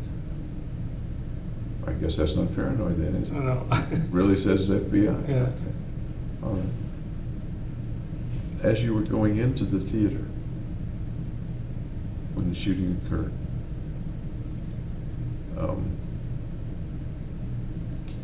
I believe you said at some point that you thought the FBI was watching you and might stop you. Do you recall that? Oh, I said on the drive over, I thought the FBI would stop so I wouldn't have to do it, stop me. Okay. Did you think they had you under surveillance? Yeah. Okay. What led you to think that? Just that I was going to commit a crime. Okay. Do you think maybe you hoped they had you under surveillance? Yeah, a little bit. Can you expand on that? That a little bit of you may have hoped that they were surveilling you. Yeah, so they could have done the right thing. Done the right thing, meaning? Locked me away before I did it.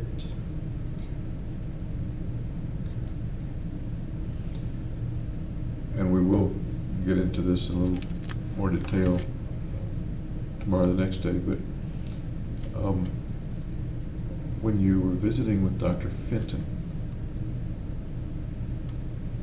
I remember her notes and comment that you were concerned about the door being locked and a package. Do you recall that? Yeah, she locked me out of her little reception area, and she's carrying a bag. What did you make of, at the time, not necessarily looking back, but at the time, if you recall, what did you make of the door being locked? She was afraid. Okay. Afraid of? I'd sent an emoticon that showed like one figure punching the eye of another figure. And it was supposed to be me, though, who was the one getting punched, because she'd forgotten my last name.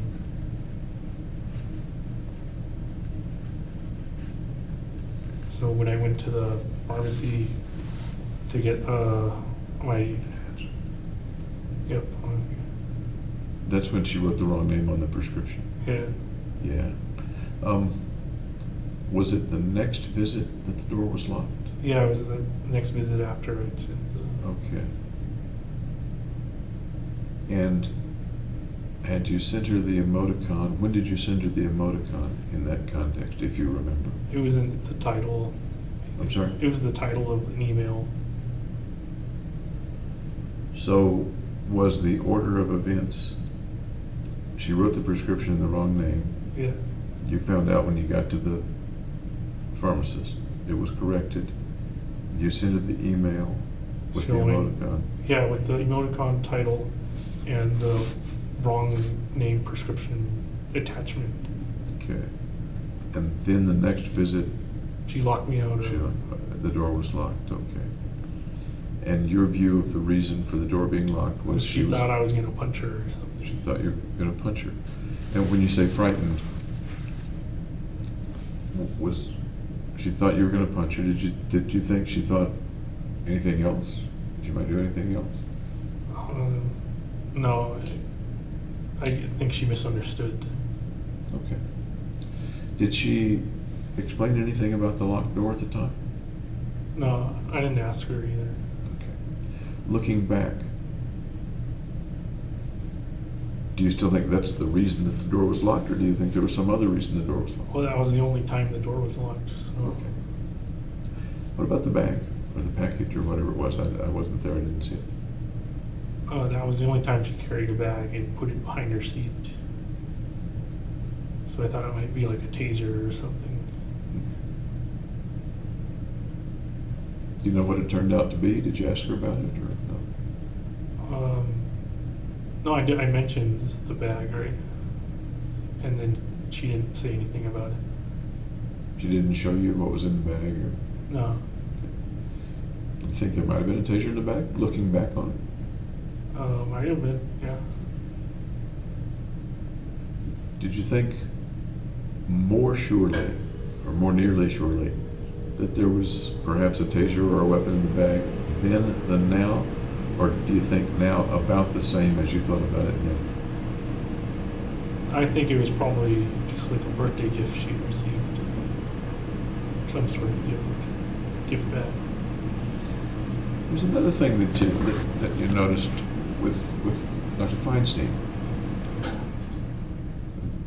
And let me see if you remember it, see if you can, you may not remember the same thing that I'm thinking of course. You remember anything unusual about Feinstein or Feinstein? I don't know how you pronounce it. I don't know. No, I don't recall anything strange. Is there something about his hand or arm being wrapped or in a Oh, sling? his arm was in a sling. Okay. What did you make of that? I didn't know if it was feigned weakness or not. Feigned weakness. Yeah. Why might he have feigned weakness?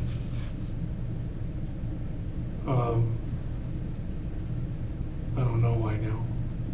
At the time, and really, if you recall, and you may not remember, and the memory may not be accurate for that matter, but at the time, what do you remember about why he might have been wearing a sling?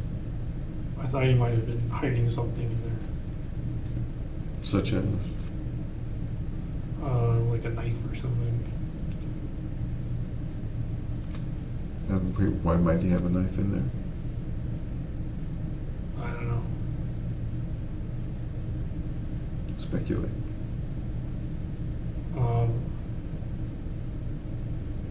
So he could be in control of the session.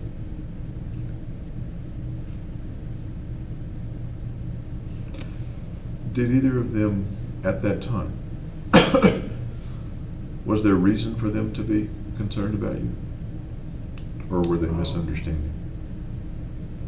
Assuming I don't that- think I made it clear enough that I was mentally ill. Or if I did at all, I don't know. Was there, and your view is that you believe they were frightened of you? At the end, yeah, I thought they were frightened. Was there,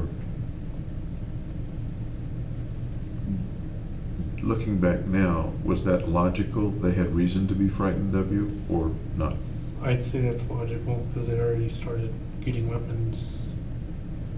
And then I started thinking they were going to be frightened of me after I got the weapons. You had already started what? I'd already started getting weapons. Getting weapons. Did you tell them that you'd started getting weapons? No, And how would they have known that you'd been getting weapons? I don't know. I just thought they would be afraid. Okay. Okay. I think we're gonna have to stop for this afternoon. Okay. Any questions for me before I leave for the evening? I'll come back about 9 o'clock if that's all right with you. That sounds fine. Okay. Any questions about today, or that you've thought of, stuff you think I should know? Nope. Okay. All right.